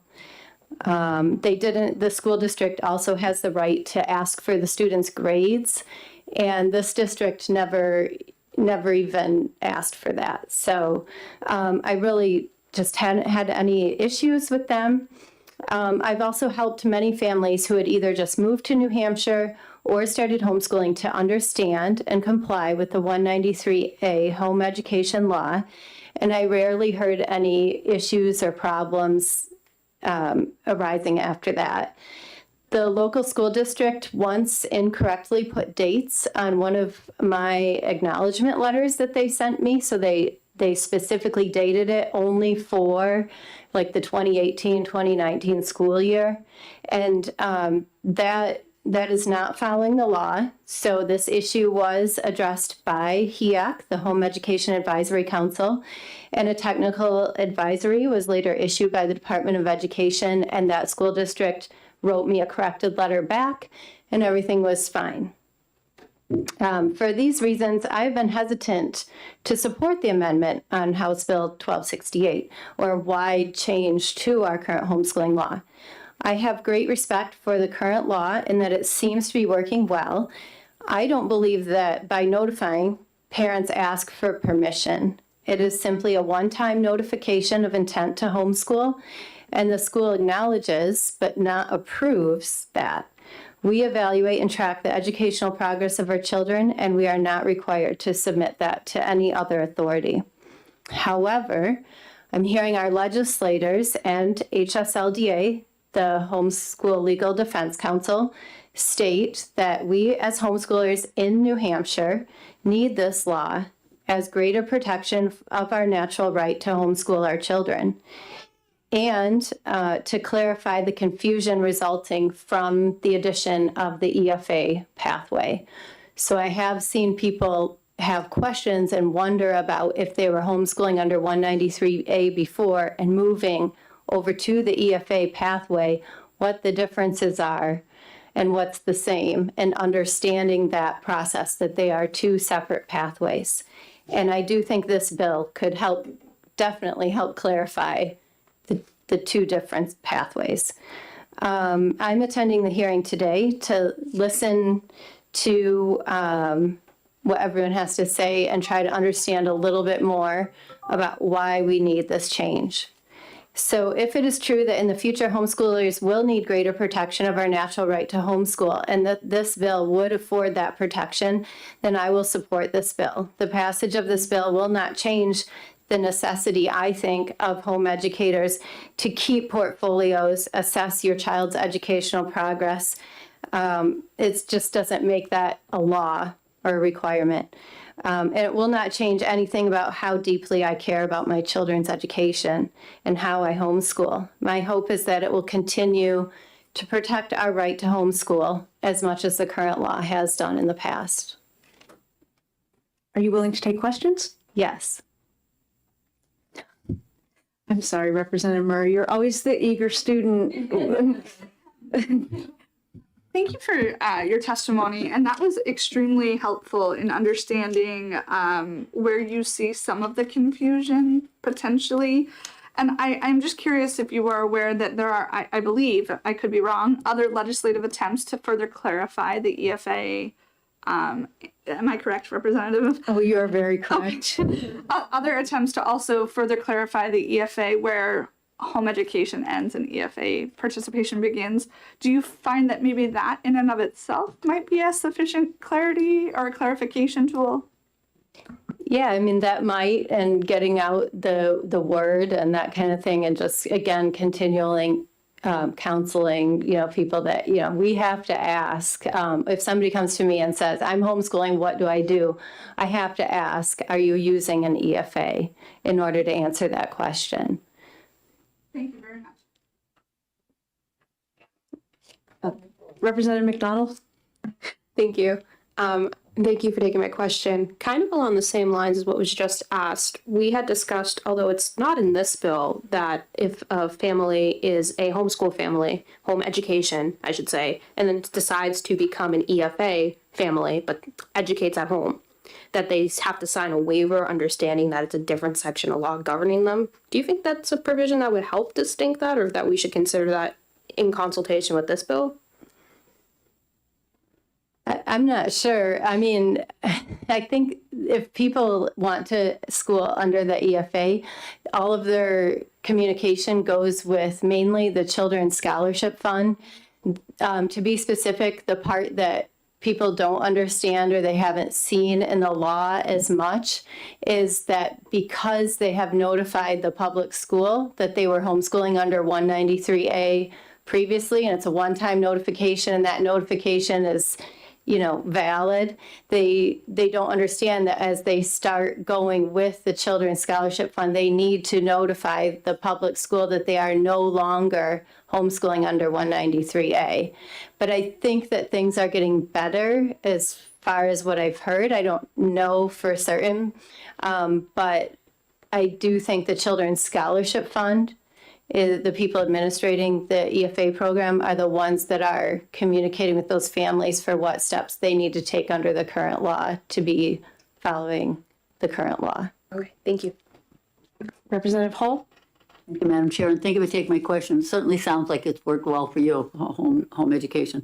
You said with the school you were working with, sports and whatever, they never asked for grades. What do grades look like in home education? I'm just curious, is it A, B, C, D? Do you have numerical or just pass, fail? What would that look like? Just to give you an idea of what I do, and I'm sure that plenty of other people do things differently, or you would get a broad range of opinions on this. I really focus on my kids' learning and making that next the progression in learning. So when they're younger, I'm not going to give my kid a grade in math. They're going to be working through their math curriculum, and they're not going to be getting a grade. It wouldn't be useful in the sense of homeschooling when they're younger. But as they get older, I did prepare a transcript with grades for both my kids who went to college. Those transcripts were accepted. My kids took online learning classes where they received a grade from other teachers. And so those grades were reflected on the transcript. Some things were pass, fail, and some things, if they worked really hard on a project, they warranted an A. That's what I'm going to put on the transcript and provide an explanation of that. And I keep the work samples. And if somebody wanted to know more details about something in specific, that's how that would work for me. Follow-up? Yes, follow-up. So there's no standard, right? Anyone can do whatever they want as a parent in terms of assessment. Would you say that that's true? So we have the option under 193A of 3 options for assessment for homeschooling. So one option is that our kids can take a standardized test. The second option is a portfolio evaluation by an evaluator. And the third option is an agreed upon procedure with the participating agency. So those would be the standards of assessment or evaluation used in homeschooling. Okay, thank you. Representative Woodcock? Thank you. Thank you for being here. This is very informative. Can you just explain what an approved procedure is by agency? Portfolio? An No, approved, portfolio. You said, the last thing you said, the third option, standardized test. an agreed upon procedure. Yes, but I was concerned about the agency. What does that mean? So the participating agency would be the person that you notified to homeschool. So it could be either your local SAU, your local school district, or it could be a non-public school, or it could be the Department of Education. And then for the third option, the parent would need to meet with one of those three people that they notified and come up with an agreed upon procedure that they were going to use to show educational progress. Thank you. I do have a question for you. And this is related to your organization, even though I know New Hampshire Homeschooling Coalition, although I know you're not representing them for the purposes of this legislation. If we were to remove the assessment from the requirement, is that something that the New Hampshire Homeschooling Coalition would probably continue to recommend for home educators just as a protective mechanism for themselves? So the New Hampshire Homeschooling Coalition, we haven't voted on this. We haven't discussed it at the meeting. I think it would be, something that we would bring up and discuss and think about what we should do. My personal opinion is I would definitely encourage families, recommend that they keep portfolios, that they continue to monitor the education, of the progress of their child. And I think most people would do that. This is kind of a follow-up question to that. In my years of home education, one of the concerns I've always heard from parents is that their children are always behind. They're always worried that their children are falling behind and that there are gaps in their education. Is that something that you hear often as in your advocacy for home education? I do hear that, but I do think that it's because we hold our kids to such high standards. And so I think that, what really at the end of the day, when they apply to college, when you see the applications of what they can do, or even when they go to work in jobs and work with other people and you see that, I think that we're always kind of thinking, oh, we're behind, or, oh, we're not doing as much, or, oh, and we have that in our mind. But at the end of the day, it's amazing to see what the kids have done. One more brief follow-up to that. So at the end of the day, what I think I'm hearing you say at the end of this time frame with you is that parents have the ultimate accountability, and at the end of, and they are concerned about the education of their children because they know they're primarily responsible for sending them off into the world, and that they are the ones who are going to have to live with the decisions they've made about how they raise and educate their children for the rest of their lives. Is that what I'm hearing you say? Yeah, definitely. So with this law, we both have the natural right to homeschool, but very importantly, we have a pretty high responsibility. So, any further questions? Thank you very much, Angela. Diane Nolan? Speech from the record as well. I'm sorry, what? Your speech from the record. We're all on the record. Oh. He's on the list. They could be waiting? No? I don't think so. I don't think so. Go ahead, Diane. Okay. My name is Diane Nolan. I've been proudly educating under RSA 193A for over 20 years in the town of Wyndham. I'd like to bring up something no one else has really talked about. I have a number to share. That's $720,000. That's how much money our family saved the state by home educating our children using RSA 193A. You may think that can't be right, but let me explain. I use the average cost per pupil of $20,000 for my town. That happens to be $7,000 below the state average of $27,000. I took that number and multiplied it by 12 years of education, and then by the 3, which is the number of children that I home educated. If we took the NHED statistic of 3,400 home educated students, and we did another calculation using the state average cost per pupil, then home education under 193A is on course to save New Hampshire over $1 billion over a 12-year period. We could take those numbers and look at that for each individual year. And every single year, home educators save the state $92 million. This is a financial gain to the state. Families who incur their own educational expense instead of using the $27,000 a year system. I assure you that our schools do not equate to anything close to $27,000 a year, and the results speak for themselves. The fact is that home educators save the state money every year while they make personal sacrifices and incur additional expenses in order to educate their children at home. That is how important our freedom is to us. Our success is evident. Months ago, I asked home educators from our local community to contribute their success stories so that I could share them with legislators. They're impressive and numerous. I just want to read a sampling of those, which I will submit with my testimony. Here's just a few. Ashley graduated from her homeschool with a 4.19 GPA before continuing her studies in psychology at Brandeis, where she earned a 4.0 GPA. She's currently pursuing a double master's in clinical social work and theology at Boston College. Ashley's goal is to become a therapist for children. As part of her field of study, she's serving as a therapist for 3 individual children, as well as leading several group therapy sessions.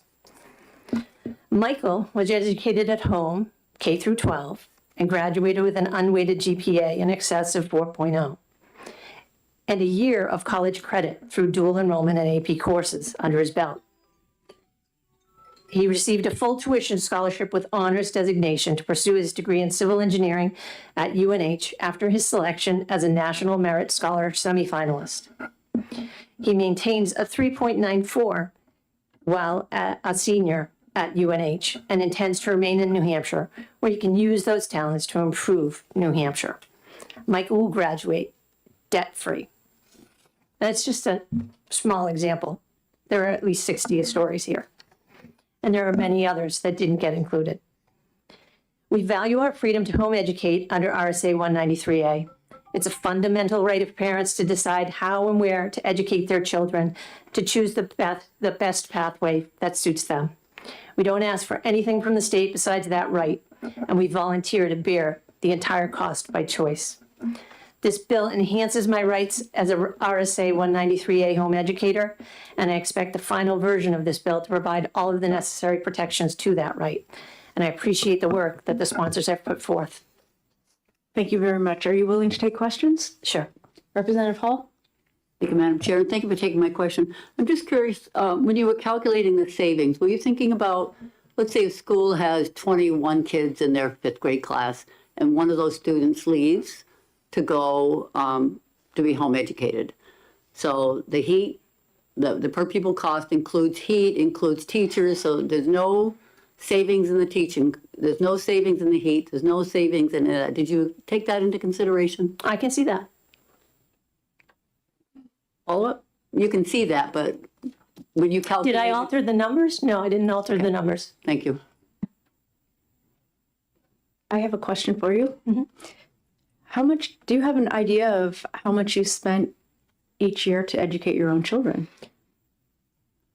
In high school, it was more expensive. In grammar school, middle school, a few $100s a year. Thank you very much. Any further questions? Seeing none, thank you. Thank you. Tara Ellie, am I pronouncing that correctly? Yes, that's me.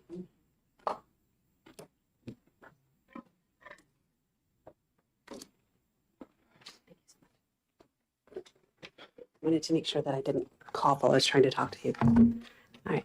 So, hello. My name is Tara Ellie. I am a mom of 3, 2 of whom are currently homeschooling, and one of whom is in school. He's currently in our local high school. So, thank you very much, Madam Chair and the members of the committee, for letting me speak today. In the interest of trying to keep my my comments brief, are in the interest of time, trying to keep them brief. I've already submitted more detailed testimony to the portal and also by emailing everybody on the committee of specific areas that I would like to see further strengthened, as I understand that the amendment will continue to be discussed and changes made going forward. But I want to make it clear that I am here in support of HB 1268 and the current amendment to it, with the hope that it will ultimately give homeschool families greater clarity and security under the law. As a homeschooling parent, what matters most to me is stability. We need to know that if we are complying with the law, we will not suddenly find ourselves treated with suspicion simply because we chose home education. I appreciate the effort to reduce bureaucracy, and at the same time, I encourage you to make the language unmistakably clear that lawful homeschooling fully satisfies compulsory education requirements and that homeschool status alone should never be a trigger for investigation, extra scrutiny, or expanded oversight. I would also ask you to be careful about unintentionally importing public school regulatory frameworks into homeschool law. Homeschooling is different by design. It works because it allows flexibility, parental responsibility, and individualized learning. If definitions or standards from the public system are brought in without careful limits, they can quietly expand state authority in ways that undermine homeschooling freedom. Privacy is also important. Families should not have their data broadly collected or shared without consent or lawful process. And parents should retain clear authority to certify completion of their child's education without needing an additional layer of state validation. Parents making educational choices for their own children is a fundamental natural right that precedes our government. And if there is any question as such as to whether a parent is educating their children, putting the burden on the parent to prove that they're educating them is backwards. The state should start with the presumption that a parent is educating their child unless it is somehow proven otherwise. And that is what I have to say. Thank you very much for your time. One last thing is that my goal here is clarity. And so with careful, thoughtful strengthening, this bill can both reduce bureaucracy and reinforce the trust that should exist between families and government. All right, now I'm really done. Thank you again for your time. You are still under your time limit, so. Fantastic. Any questions? Seeing none, thank you very much. Walter, Ellie?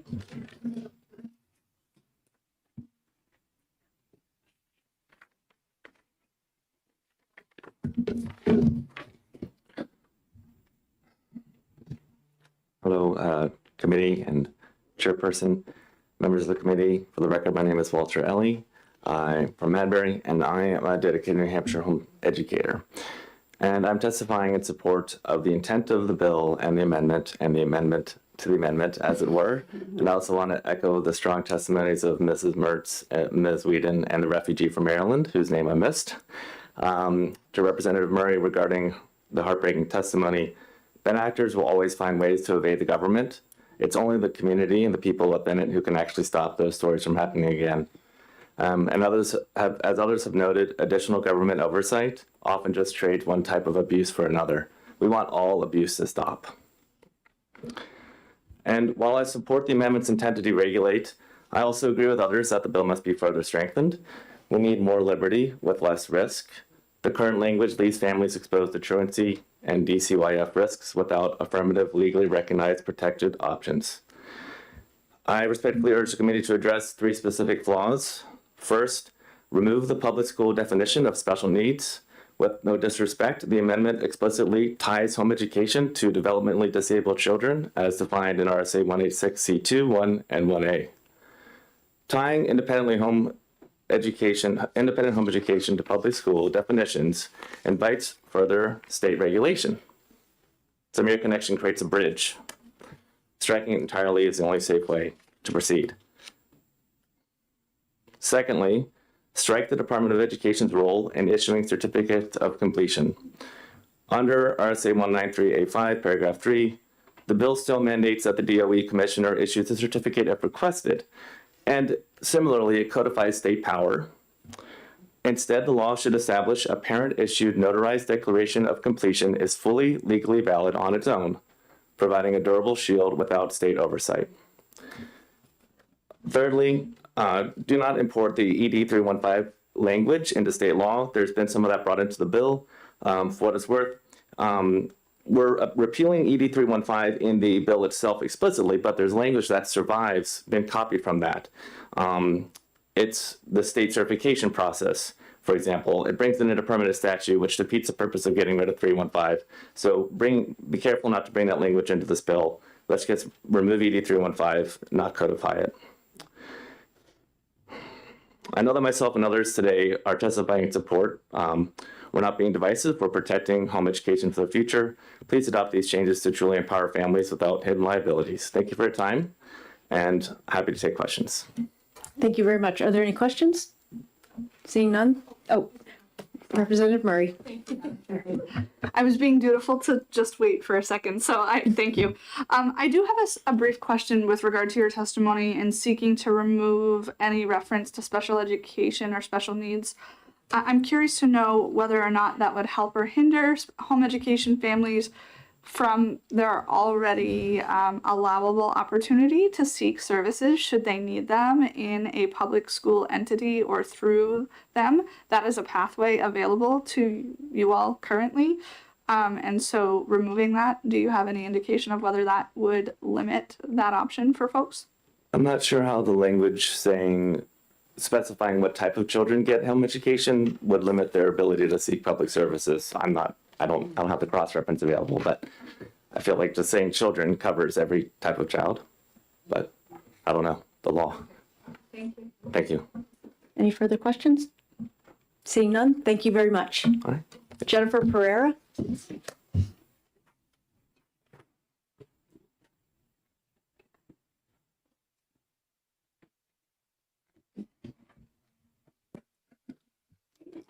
Good morning, Madam Chair and Committee. I'm Jennifer Pereira from Manchester, New Hampshire. I'm a homeschooling mom of 4 children. I homeschool under 193A, and I'm the president of Catholics United for Home Education. So I've come here today to convey the position of Catholics United for Home Education. We're currently neutral on the bill, but we actually are because we are actively engaged and we are following all the amendments. And so we're very appreciative of the work of the committee and of the sponsors, and we are very thankful that when we send them emails that they respond right away and that they're working with us on the language of this bill. So that's our position, and we just wanted to show our thankfulness. Thank you. Are you willing to take any questions? Yes. Seeing none, thank you very much. You're welcome. Doris Hohensee? Did I pronounce that correctly? Yeah. Thank you.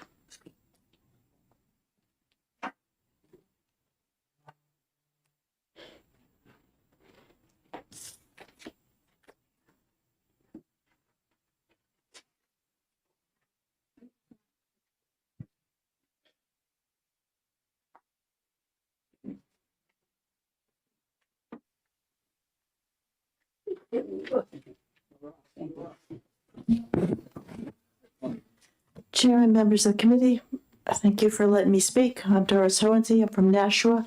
I support the bill.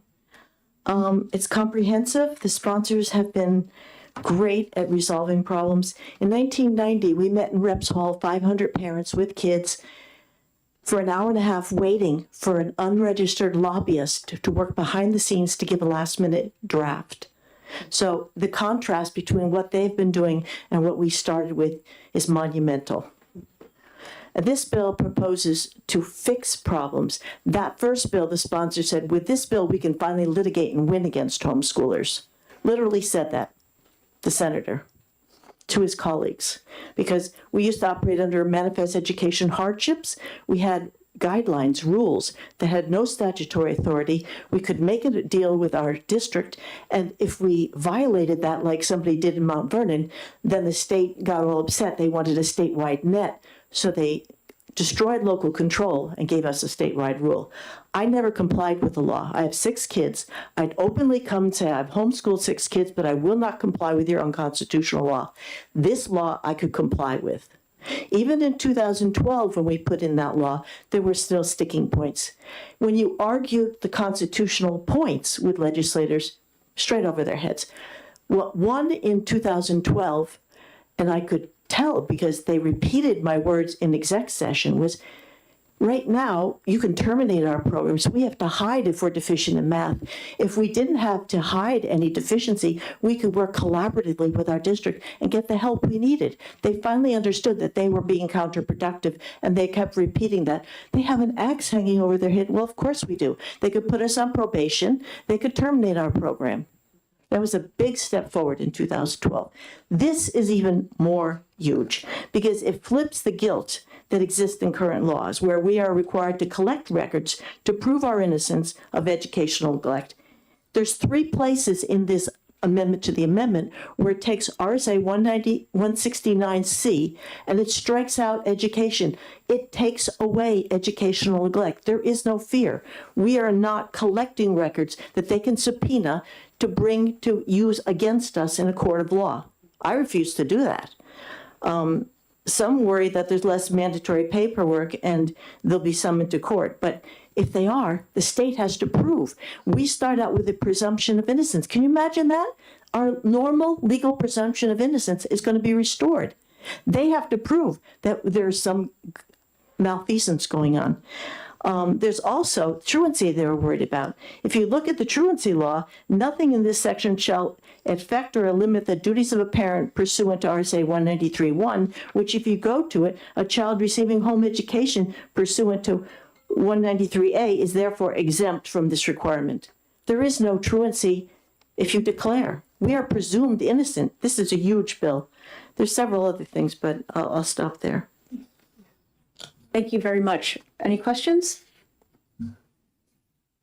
Seeing none, you submitted written testimony, correct? I did. Thank you. Ralph Rodriguez?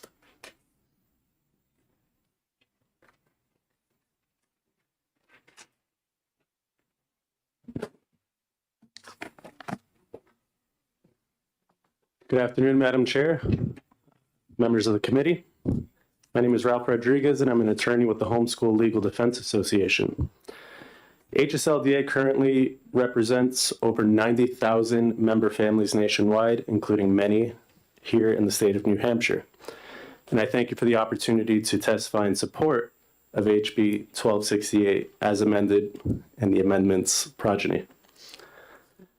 HSLDA took the stance of supporting the bill when it was a placeholder, given the assurances that it would be improved upon, and we believe that we have seen those improvements, and we once again are excited to support the bill as amended. As we know, New Hampshire has long recognized home education as a lawful means of education. HB 1268 builds on that foundation by clarifying and strengthening the statutory framework under which families educate their children at home. The amended language continues to affirm in clear terms that a parent may elect to educate his or her child at home pursuant to RSA 193A. Participation in a home education program remains recognized as satisfying compulsory education requirements. The statutory recognition provides the legal clarity families depend upon. What this bill changes is the level of ongoing administrative involvement. By removing mandatory notice, record keeping, and evaluation requirements, the statute shifts from a compliance-centered structure to one that more fully reflects parental responsibility and educational freedom. The legal authorization remains intact, and the regulatory burden is reduced. Home education thrives when families have the flexibility to tailor instruction to a child's pace, strengths, and needs. A less encumbered statutory framework supports that flexibility.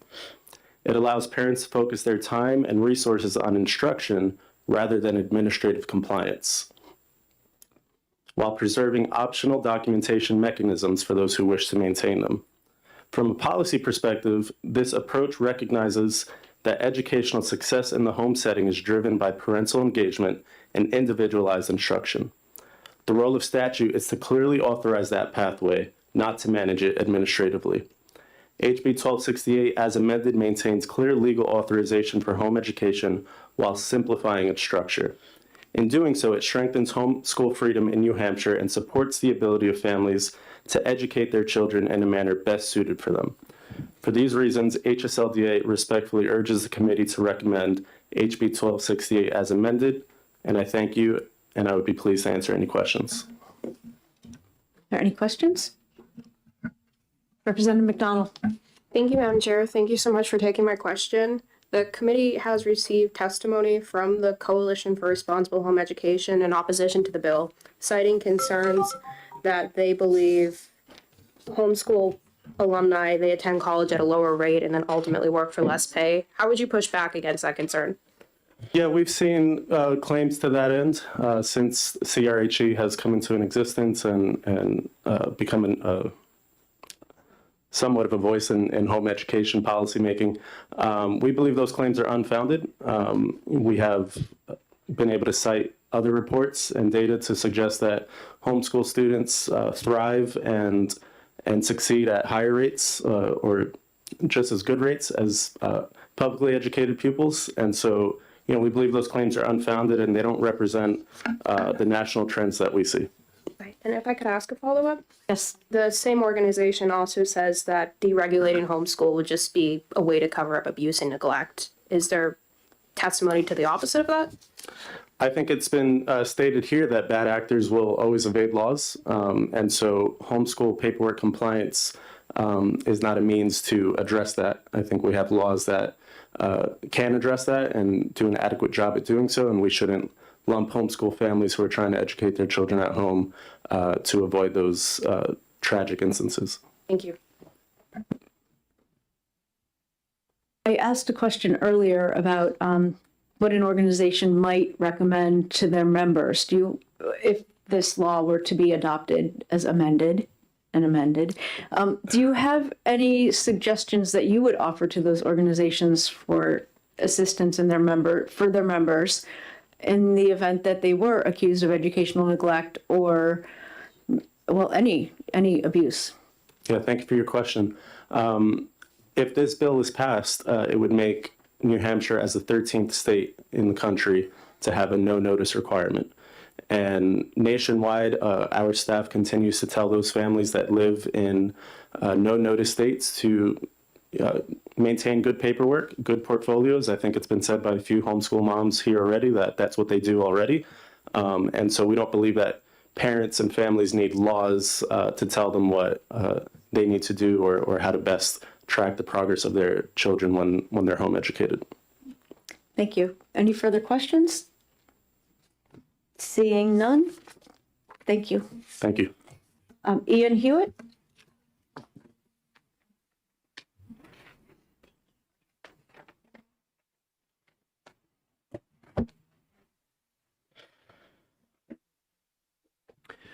Madam Chair, members of the committee, Ian Hewitt appearing for Cornerstone in support of OTPA on House Bill 1268.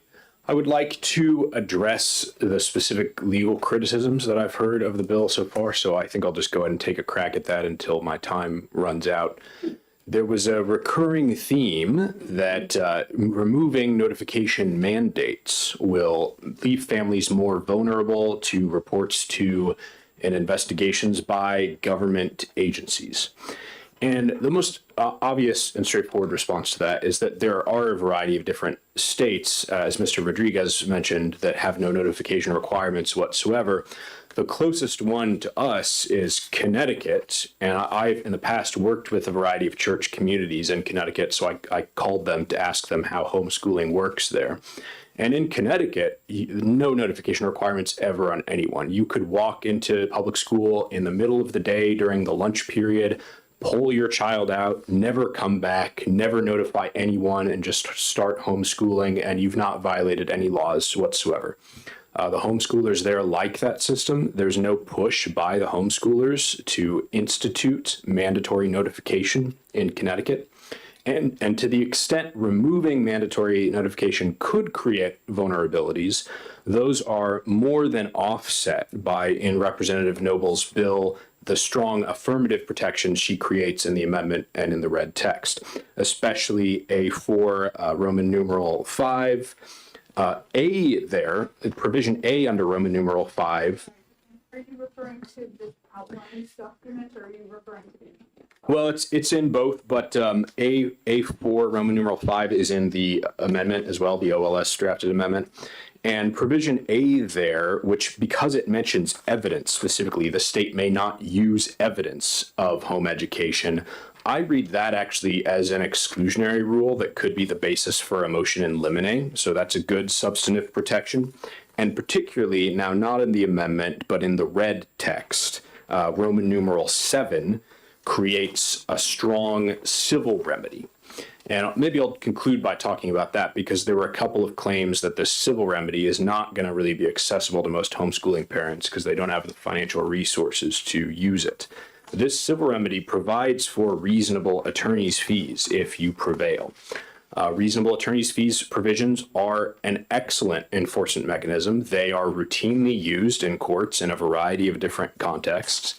And they are one of the best kinds of enforcement mechanisms that can be used in New Hampshire. The alternative, this is sort of like crowdsourcing enforcement when you create reasonable attorney's fees. That means you don't need to rely on state agencies. You don't even need to come to a nonprofit advocacy group like Cornerstone. We'll just send you to the attorney down the street because they can litigate the case for you and they're going to get financially compensated. So they make a good crowdsourced enforcement mechanism. And the alternative traditionally would be to do something like entrust some state agency with enforcement. Such and such state agency shall enforce this or that requirement. And that may sound appealing on paper to an overworked homeschooling family, but my caution there would be we've seen bill after bill. Madam Chair, if I could fit in one more sentence, which says that a state agency shall do this or shall do that in order to enforce and implement some bill. And then the state agency just decides they're categorically going to refuse to even investigate violations of the bill. When you entrust a state agency, then you create the risk the state agency can nullify that law if the personnel at the agency are just not ideologically aligned with the goals of the bill. So crowdsourced enforcement is a great enforcement mechanism. I'd be happy to take any questions. Thank you. Any questions? Representative Woodcock? Thank you, Madam Chair. I understood everything you said. I do have one concern. Do you have any concern? I'm using your example, and I hate to think that that's accurate, but he said it is, it probably is. That someone in the state of Connecticut could walk in the middle of a day of a school, take a youngster, and never be heard from again. You think that's a sound process? That's not normally what happens, but that would be legal. In Connecticut, what normally happens is the school districts ask, can you please notify us if you withdraw your children to begin homeschooling them?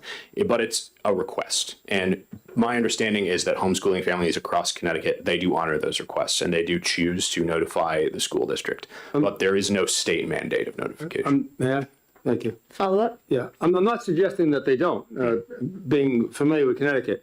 What I was concerned about with the example you use, that I can see spreading across the airways in 15 minutes, that just take your kid out and never have to worry about it again. That concerns me that you said that. That's all. Well, it's inaccurate because there is concern there. But public schools and my parents, I would think if someone walked out with a youngster. Thank you. If I could, Representative. Yep, sure. That's the chair, not me. Madam Chair, if I may. You may respond to Representative Woodcock's statement and questions. Thank you. If I could, the reason I gave that specific example is there was an argument that lack of mandatory notification may create added vulnerabilities for homeschooling families. And that stark illustration of what the law is in Connecticut as opposed to the normal practice does show there are no mandatory notification requirements whatsoever in Connecticut, and homeschooling families in Connecticut like it that way. Thank you. Thank you, Madam Chair. Representative Hall? Thank you, Madam Chair. And can I ask a question off this sheet, the red sheet? I believe Attorney Hewitt has that draft in his. I do, Madam Chair. Heard earlier that it's not really the real thing, but if I could ask on Roman numeral 7, it's talking about home educating family that is motivated. Oh, it's about the school district makes a report to the Division of Children, Youth, and Families. Anyway, the line that says that is motivated primarily by the family's participation in home education. How would that be assessed? How does one know that that's what the motivation is? Well, quickly, Representative, I note that the first line of Roman numeral 7 says "or any person," so it'd be any report from anyone, including the school district. That is a mental state requirement. Mental state requirements can be difficult to implement in courts of law, but they're routine. They're common. All kinds of common law. Civil offenses, criminal offenses do have mental state requirements. This also has a knowingly makes a report that's not substantiated by anything other than home education. That is a mental state requirement, and I would say that's similar to the latter language that you referenced explicitly. So I'm not saying they're easy, but they're routine, and courts know how to deal with them, and mental state can be inferred from the material evidence available to the court, even though, of course, we can't read people's minds. Thank you. Representative Murray? Thank you, Madam Chair. And thank you for taking my question. So we're talking about New Hampshire state law currently, not Connecticut, but I am curious to know whether or not, again, referencing the document that you have that some of the other home educators don't, with respect to line 7 or section 7 here, I am curious to know how this stands in opposition to professional liability insurances or personal liability.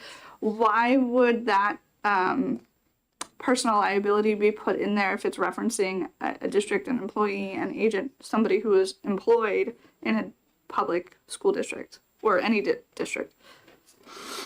I understood your question, Representative, and you can correct me if this is wrong, to say why would we impose liability on somebody? Personal liability on somebody who's doing their job.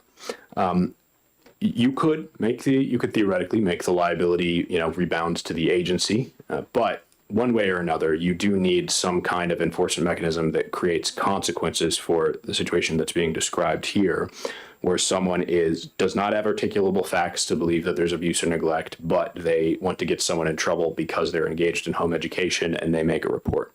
Whether it's agency liability or it's liability for the individual, there needs to be some liability to ensure homeschooling families are protected. Thank you. And may I have a small follow-up? Thank you. A small one. Thank you. That big. Okay. So my other question then would be, I am curious to know, currently as a mandated reporter, that's anybody in the state of New Hampshire, it is reasonable suspicion. That's a different threshold of law than anything else. So I'm just curious as to how this may put districts in a very, if they're doing their job, they're doing what they're supposed to be doing, that may kind of put this into a place where we're going to see more and more cases litigated against people for them simply just doing their job. Thank you, Representative. I would say especially because of this carve out for articulable facts that a child is being abused or neglected. In order to trigger the mandatory reporting statute, you would have to have some articulable fact. And as long as you have some articulable fact, you're going to fall outside the scope of this provision. So I would say the Venn diagram between the mandatory reporter statute and this paragraph 7 has no overlap. There's never going to be lawfully a situation where they would overlap. Thank you. Representative Woodcock. Thank you. And I want to pick your brain because I think it's pretty sound sometimes. Going back to the red 6. Yes. I made a note when we received this today. I was concerned about during the fourth line was talking about threats of a child removal and the coercion and use nurturing. I made a note to myself when I read that this morning that I don't even understand what's necessary in statute there. And I just want to seriously get your opinion. Paragraph 6 is a re-articulation of constitutional law.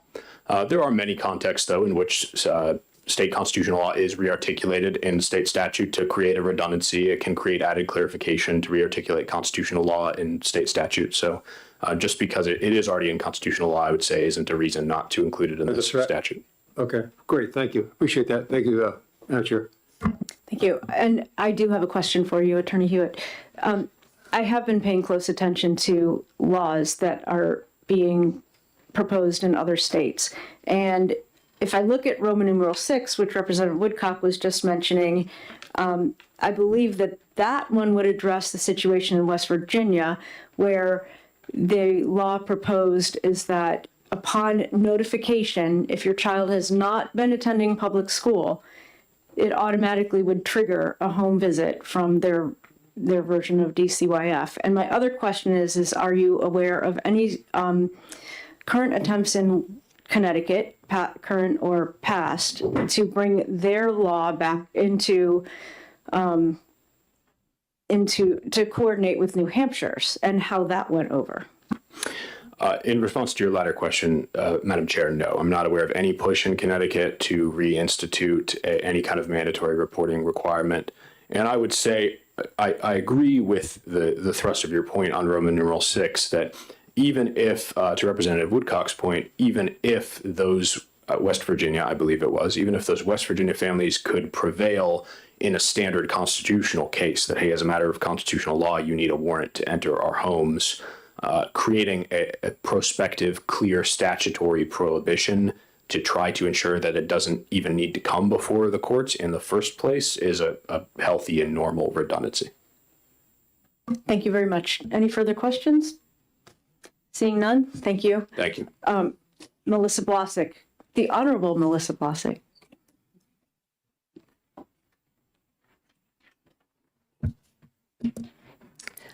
Thank you, Madam Chair, members of the committee. I'm Melissa Blasick. I'm here representing Rebuild NH.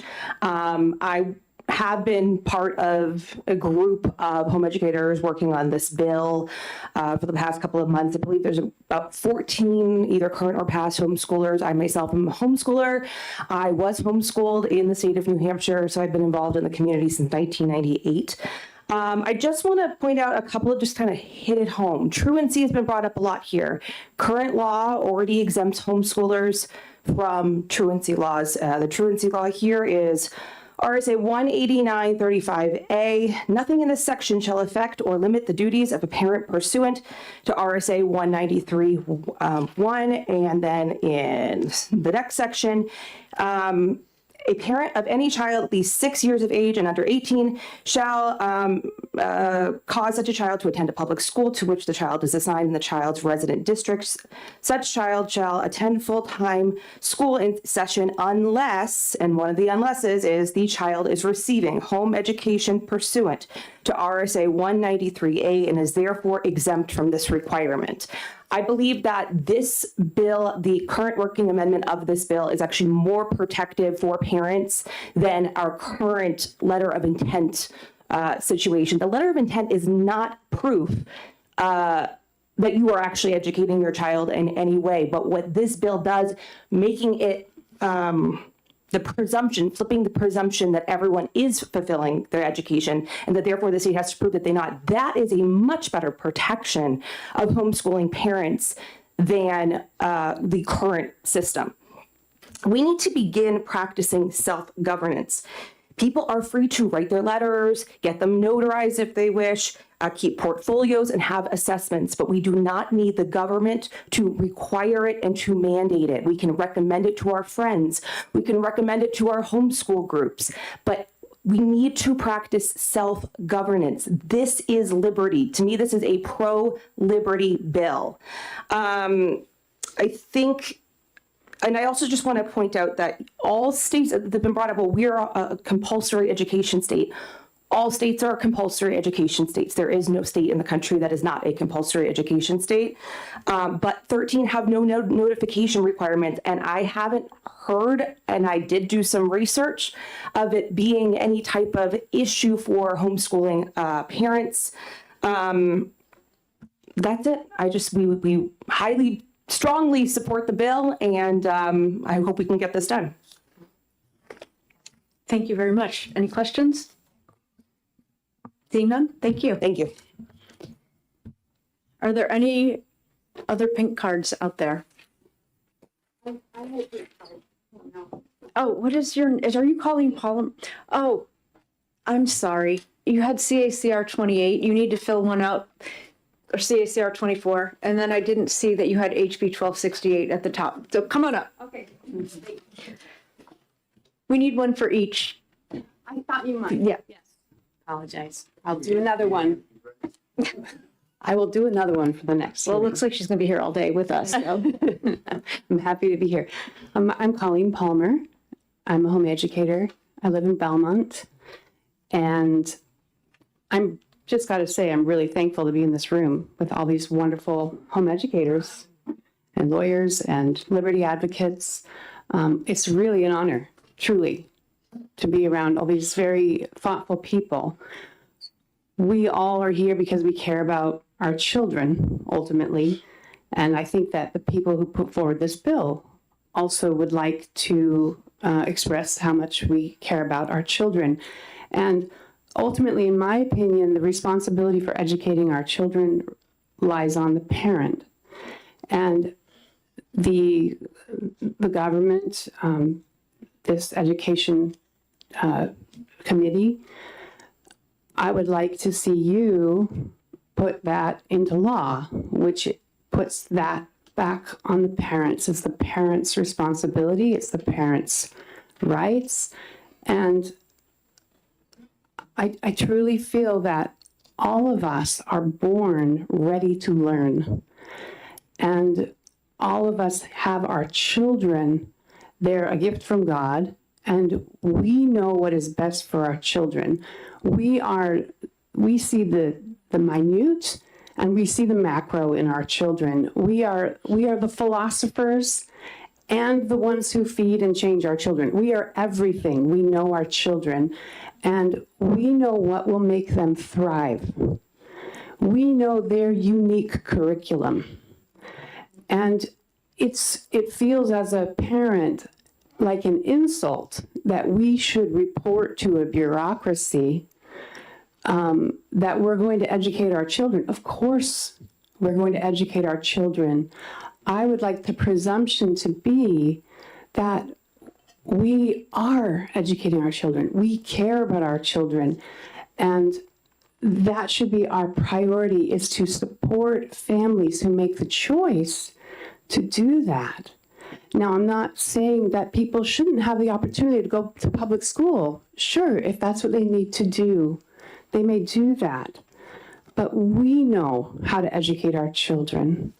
And I would like to see a bill like this pass that honors this essential, inalienable, you could say, right to educate your children as you see fit, without a bureaucracy to report to. And I'm open for questions. Any questions? Seeing none, thank you very much. And we have had one more pink card come in. Lake Street?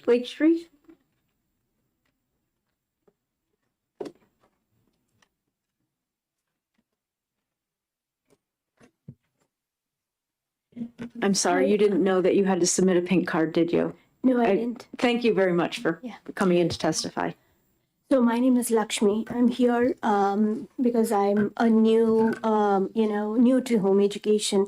So I started home educating my kid last year, but then I did inform my school district too. But for some reason, they said I was not, allowed to home educate and stuff. They sent the DCYF, and it became a whole new problem. And now, I've been, charged with being child neglect and, stuff like that. And I've not seen my children for the past 5 months. I've been removed from my home. And, also, the evaluations done by the school district, I did not agree with them because I have already evaluated my child multiple times medically, and he was, clearly, stated that he was lagging behind, and it was a mild lag. Many reasons. One is COVID, because he was in a very unstimulated environment and stuff, so he was lagging behind. There are many kids in that situation that because of COVID, they have been lagging behind. I heard so many questions you're asking, why is home educated kids lagging behind and stuff like that. It's not just home educated kids, it's even the school district kids who have been lagging behind very, very badly. You see all over the news that you have kids who are in middle schools who doesn't even have, or in high school who doesn't even have the knowledge of an elementary mathematics or elementary reading and stuff. It's all over the news. You see it even in San Diego. The news came yesterday that sometime before that the kids who have been enrolled in San Diego University has been lagging behind far lagging behind, and they don't even have the expertise of a elementary school. So this COVID does have an impact, and none of those impact has been taken into consideration. And so what is happening is, like standard, every kid is being put into a bucket. So they want everything to be evaluated and put in as, okay, it is autism or it is something else, A, B, C, D. Everything there is a predetermined bucket in which they actually put it. And when I try to explain that, this kid, every kid is different. So when this kid is different, that didn't go very well. So that is something that, that needs to be considered when the lagging of the students or their educational quality is being concerned. It's not just a home education, it's everywhere, all over the country. It is not just New Hampshire or anywhere, and that needs to be taken into consideration.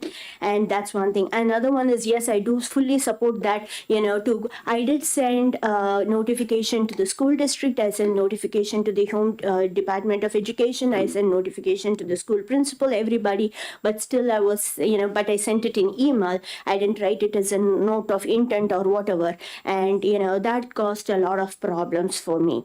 And I'm still having problems. And because DCYF is already involved, they need to make a case that they were right. And they are saying I abused my kids, I hit them, I did this, I did that, and I did, I hit my husband, and they forced my husband to file a divorce on me because otherwise the children would be taken away. That is the situation I am in right now.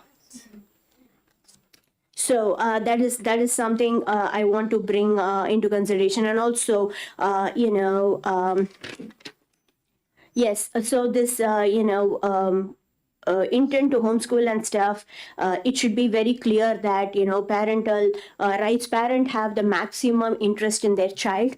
No parent would, nobody will have the maximum interest in a child more than a parent. So that needs to be, seriously considered.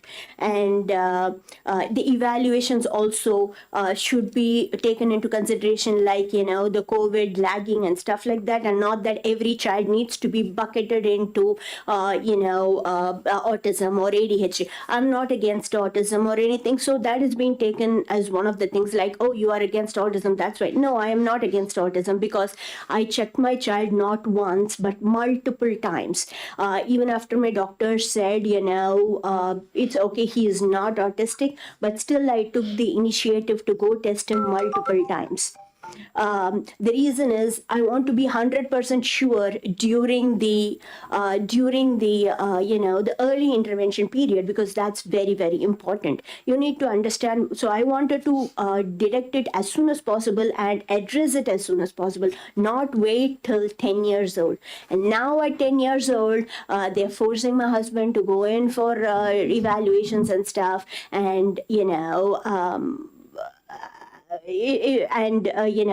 evaluation is done by a doctor who then says that he is now autistic and stuff. And then the doctor was arrested for some sexual abuse or something a week later. And so I don't know what is happening here. So this is kind of all something that needs to be taken into consideration, like, parental abuse, because somebody wants to have their parental rights, that's really very bad. And apologize. Your testimony is very compelling, but your time is up. Are you willing to take any questions? Yes, but I do have a couple of, suggestions for this bill.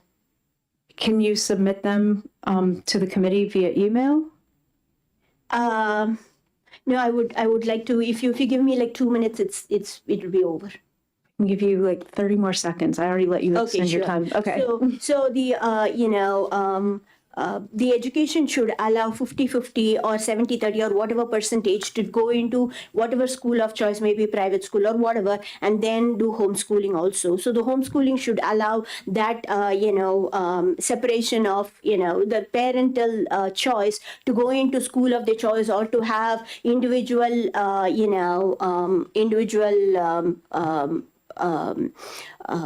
teachers or something, educate them or something. So that should be allowed also.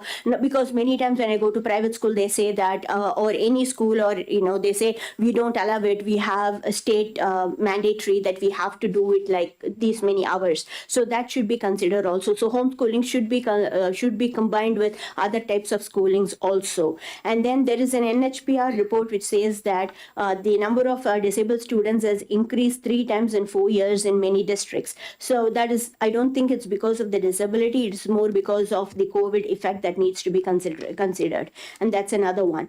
And the other one is the evaluation by the school district. If there is going to be a kid with disability or something, they should not be mandated to go into the public school system to get the services. The parents should be allowed to get the services whatever they want. The parents should be allowed to choose the services for their kid and not be forced into anything. That's very, very important. Thank you very much. Are you willing to take questions? Yes, please. Any questions? All right, seeing none, thank you very much. Representative Leon.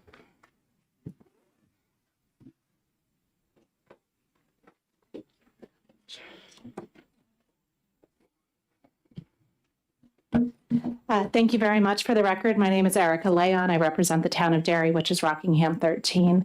I initially wasn't going to speak on this bill, but that mom's experience shakes me to the core, and that's one of the reasons why we need to make sure that this process is clear and limited, and it's a way that it doesn't end up interfering with parents putting their children first.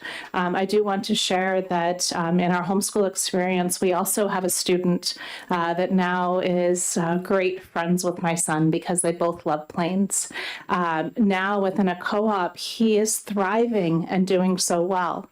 But when he was in the public school, he was coded special needs, but he wasn't getting all the services he needed. His mom was terrified that without language to protect special education students from being pulled back into the schools because somebody didn't agree with how the child was being taught, that her son might be pulled back in to be denied services instead of learning with other students and being able to thrive in his own unique way. If you look at him now, he looks like any other kid, any other student who's learning and pursuing their passions and building on their math skills and science skills as they pursue their interests. For him, it's planes. But in the public schools, he wasn't being met. We need to make sure that parents are empowered to provide the education that their students need, to culture their love of learning, help them be lifelong learners, and make sure that parents don't end up with the tragedy of the woman that spoke before me. So if there's any questions, I'm happy to take them, but thank you for considering this. Thank you very much. Are there any questions? Thank you. Seeing none, thank you. Are there any other pink cards on the amendment 0606H? Seeing none, I conclude the hearing on amendment 2026-060H, and we will recess until 1:30 when we will take up the hearing on CACR 24. Is it 1:30 or 4:30?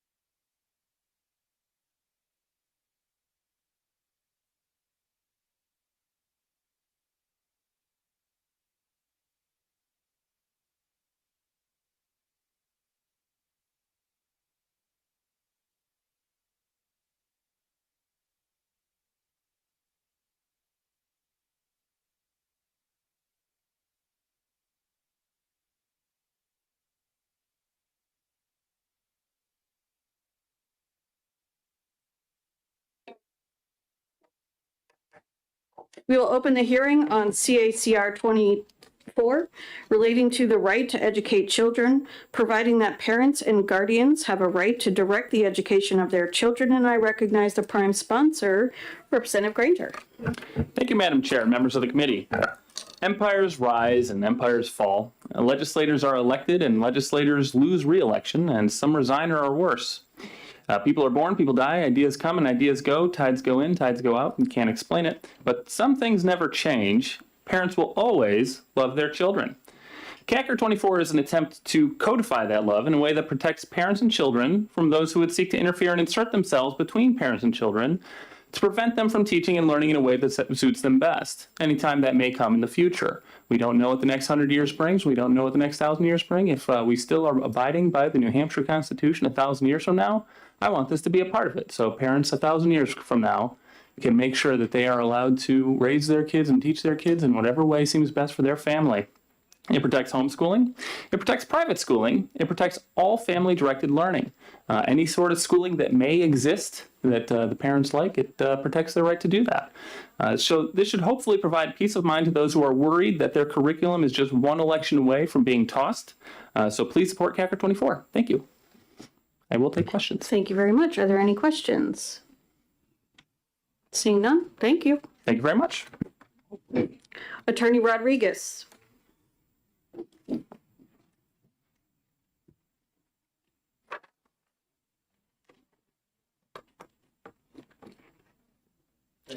Just hit the button. There you go. Thank you, Madam Chair, Madam Vice Chair, members of the committee. My name is Ralph Rodriguez, and I'm an attorney with the Homeschool Legal Defense Association. I thank you for the opportunity to testify in support of CACR 24. At its core, this proposed constitutional amendment affirms a principle that is neither new nor controversial in American law. Parents have the right to direct the education and upbringing of their children. First and foremost, the United States Supreme Court has repeatedly recognized this right as fundamental. In cases such as Pierce versus Society of Sisters and Meyer versus Nebraska, the court affirmed that parents, not the state, bear primary responsibility for directing the education of their children. That principle has remained a cornerstone of the constitutional jurisprudence for more than a century. Second, this right reflects a long-standing axiom of natural law, that parents have both the authority and the duty to guide the upbringing and education of their children. The family precedes the state, and the state's role is supportive, not supervisory, in ordinary parental decision-making. Finally, even international human rights instruments, including Article 26 of the Universal Declaration of Human Rights, recognize the prior right of parents to choose the kind of education that shall be given to their children. This reflects a broad global consensus that educational direction belongs first to families. CACR 24 does not create a new right. It recognizes and secures one that already exists. By placing this principle in the New Hampshire Constitution, the amendment provides clarity, stability, and long-term protection for families in this state. For these reasons, HSLDA respectfully urges the committee to support CACR 24. Thank you. Thank you. Are there any questions? Representative Hall? Thank you, Madam Chair, and thank you for taking my question. So you're saying right now we have the home educators have a natural right. The courts have proven that it's a natural right. I'm not sure, and I guess you ended it by saying, I don't remember how you said it, but I'm not sure what's different, why this is necessary if it's already that way. Yeah, that's a fair question. I think that by placing it in the state constitution, it elevates it to a fundamental right within the state that is recognized by the government and places a special level of scrutiny when future generations or legislatures want to bring it under scrutiny. And so it places an important level of protection when it's in the state constitution. Thank you. Representative Woodcock. Thank you. Thank you for coming again today. I appreciate you being here. What do you believe this would stop? That's a great question. I'm not sure I've thought of all the ways that something would be prevented by this, but I'd like to place an emphasis on what it promotes. And it promotes that New Hampshire would be a pioneer in the country in recognizing parental rights, and that prevents a whole host of encroachments on parental authority, not just in education, but in the future, health decisions and different ways that they choose to raise their children. So I believe that by including this right in the state constitution, it elevates parental rights to a status not seen before in this state, and it prevents different encroachments such as the ones that I mentioned. Thank you. Thank you. Any other questions? Representative Snodgrass. Question, what happens, the way this is written, what happens if the parents don't want to do any education? Well, certainly that was a topic of the last hearing in a way. I believe that the law currently has mechanisms for bad actors, for parents who don't do right by their children. But by and large, we believe that the state should take a role in supporting well-intended parents and families who are doing their job. No, I agree with that part. I just, that there could be parents that they say they don't want to send their kids to school and they're not going to educate them. Yeah, and I think aspects of the law take care of that. So I think it's adequately covered in other parts of the law. Thank you. Any other questions? Seeing none. Thank you very much. Thank you for being here. Good afternoon.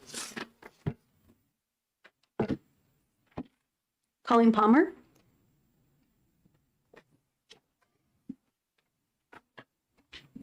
Thank you. My name is Colleen Palmer of Belmont. I would like to support this bill. So right now, this is an education board and you're tasked to think about how we educate our state.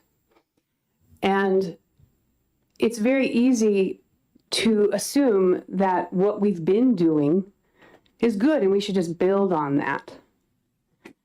And we end up with this myopic view where we only see whichever little system that we have focused on. And this happens a lot in academia, where people get funneled into this little tiny myopic view.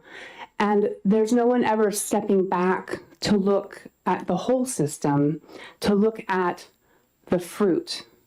And this is biblical wisdom from Matthew chapter 7. You shall know them by their fruits. And education has been, for about 100 years, compulsory, give or take.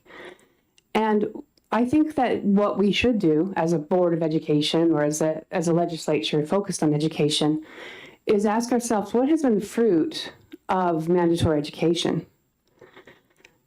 And I would suggest, as a home educating parent, it hasn't been good. I don't think that mankind is thriving. I don't think we're healthy. I don't think we have art. I don't think people are developing their innate God-given gifts. And so when we as adults in the room start to ask these larger questions, who are we to say what students should or shouldn't learn? What constitutes being educated? A couple 100 years ago, maybe you would apprentice with your father to learn a trade. And learning that trade, you then gave a valuable service to your community, and that constituted success. Well, who is measuring what success is? And I think the only possible way to really do that correctly is to put that responsibility on the parents. The parents have that right to educate their children because the parents know their child, mind, body, and soul. They know what will help their child thrive. And every parent naturally wants their child to thrive because the consequence of them not helping their child thrive does rest on their shoulders for their lifetime or the lifetime of their child. So this bill is just recognizing this natural right, which I think if we're honest, we know if we have children, we know that that's really the truth. The natural right rests on the parents. Any sort of concern we have from neglectful parents is taken care of through other laws. We should focus on the fundamental, in my view, which is that parents, it is their natural right. And actually, like the previous gentleman said, or actually the sponsor of the bill, things come in and out of fashion. We teach things, then we don't teach things. And it's driven by culture, and who knows who's behind the driving of these new curricula. And ultimately, it's not a bureaucratic group that should be deciding what children learn. It's the parents who care about the thriving of their child, because we're all built to learn, we're all built to thrive, we're all built to contribute. And our public school system is failing so miserably. It's the elephant in the room. Our children are not doing well. So the Board of Education should be assessing what they are allowing and the kind of rights that they are giving to bureaucracies who clearly have such a myopic view that they're not able to see their own inadequacy. And that's why I think this is a good safeguard, because parents should always be able to decide how their children are educated. And I'm open for questions. I'm a parent. And by the way, if it's helpful to anyone, I do have a master's degree, so I have partaken in the education system. But I have, for the last 2 decades, felt as though I have had to peel off layers of indoctrination that ended up being false when I actually started to question the things that I had been taught, but I had never actually done the research to verify. So I think all of us are operating from a myopic view where we have assumed that what we were taught was accurate and valuable. And I think on a fundamental level, we should be going so far out that we ask ourselves, is it accurate? And is it actually valuable? And sadly, I'm discovering for myself that no, so much of what I was taught was false and inaccurate and misleading. And really what I want is for the thriving of mankind. And I want to see the fruits of education bring smiling, joyful, talented people who want to contribute and love to the world. We are not seeing that yet. So that's my big picture as to why I really support putting it in the Constitution that parents are the ones who make that choice. Thank you for your time. Thank you. Are there any questions? Representative Woodcock? More of a comment. You made the statement that the public schools are not doing well. And furthermore, that your parents are the ones that really care. And I would suggest to you that we have 160,000 plus students in New Hampshire going to school, and that most teachers of the 160,000 students care about what they're doing, care about the students. I agree. And that's why they're there. And so I take a little step back the way you framed that. And I do believe that most parents and teachers care about their students. Thank you. May I respond to that? Sure. I agree that teachers do care about what they do, but the actual construct of the school is an environment that doesn't foster learning. So the teachers are doing the best they can, and I acknowledge that. I'm a teacher too. But the way we're doing it is not working. And so the people who have been educated in this system that are telling us how we should design our curriculum, well, they're not zooming out and realizing that what they've designed is an utter failure. People aren't thriving. And that's the reality. it's a harsh reality. And I want to see people thrive, which means that we have to zoom out a bit and ask them bigger questions. Thank you. Any other questions? Representative Hall? Thank you, Madam Chair. Thank you for taking my question. So if you think schools aren't fostering learning, how do you know that if you're not in the public schools? Well, I have been around. I'm 48 years old. I went through the school system myself. I have nieces and nephews in the regular public school system. I know what the general curriculum of our national curriculum is. And I'm seeing the decline in my lifetime of just the general decline of people. The students are not healthy, they're not smiling, they're dragging their feet, they're not joyful, they're not learning skills, they don't learn how to enjoy their bodies, they are not learning how to do acrobatics or ballet, no longer learning dance. We are no longer learning music. We don't even know how to sing anymore. There is a massive decline in the quality of life, the enjoyment of life. And that is because the students are spending so many hours every single day learning things that are not valuable, in my view. Any other questions? Seeing none, thank you very much. Melissa Blasek?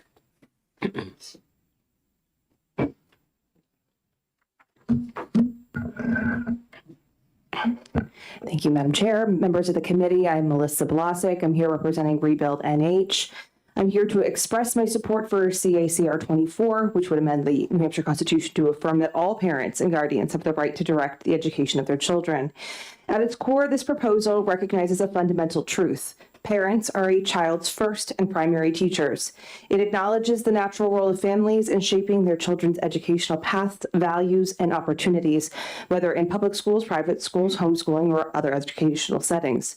For too long, our Constitution has been silent on the matter that deeply affects every family in the state. By enshrining this right, CACR 24 would provide greater clarity, security, and protection for parental authority in educational decisions. It would ensure that no future laws, regulations, or policies can override or diminish this essential role without clear justification. I respectfully urge you to support CACR 24. Thank you. I'm not going to take questions because I'm going to try to beat this. No. All right. Thank you. Thank you. Doris O'Hensie?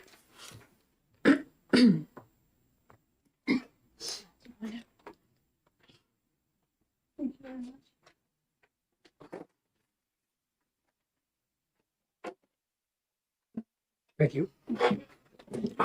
Chairman, members of the committee, I'm Doris Hohensee. I support this bill's intent, but I think it should be amended because it doesn't actually say what it seems to be intending. There's no explanation how privacy relates to the amendment. We have a separate constitutional amendment dedicated to privacy, and the amendment is long and repetitive. I propose that it should say parental rights in education, parents being the primary educators of their children, comma, their right to direct their education, their children's education shall not be infringed. It takes out 11 words. The term shall not be infringed has positive legal precedent in New Hampshire and the U.S., and far more than the term violated. The meaning of violated will have to be settled in new case law, whereas the meaning of infringe is well established. Also, violated is a higher threshold than infringed, and we want the minimum threshold. Legal guardian doesn't need to be included because it's well understood that legal guardians are de jure parents and have the same rights as parents. And finally, the change from have the right to direct to their right to direct can be interpreted as a grant of right from the government that it be restricted with relative ease. It's emphatically that we do not want. The right declares that it's pre-existing and it's inherent, therefore the subject to strict judicial safeguards, and that's what we want. Thank you. Thank you. Are there any questions? Seeing none, thank you very much. Are there any other pink cards on CACR 24? Seeing none, with that, we'll close the hearing. And we will be back, some of us, on Monday. Yeah.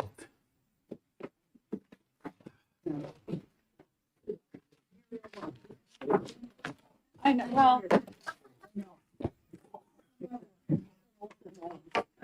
I realize I shouldn't have asked that lady to give her the opportunity to speak more shit. I was wondering. Oh.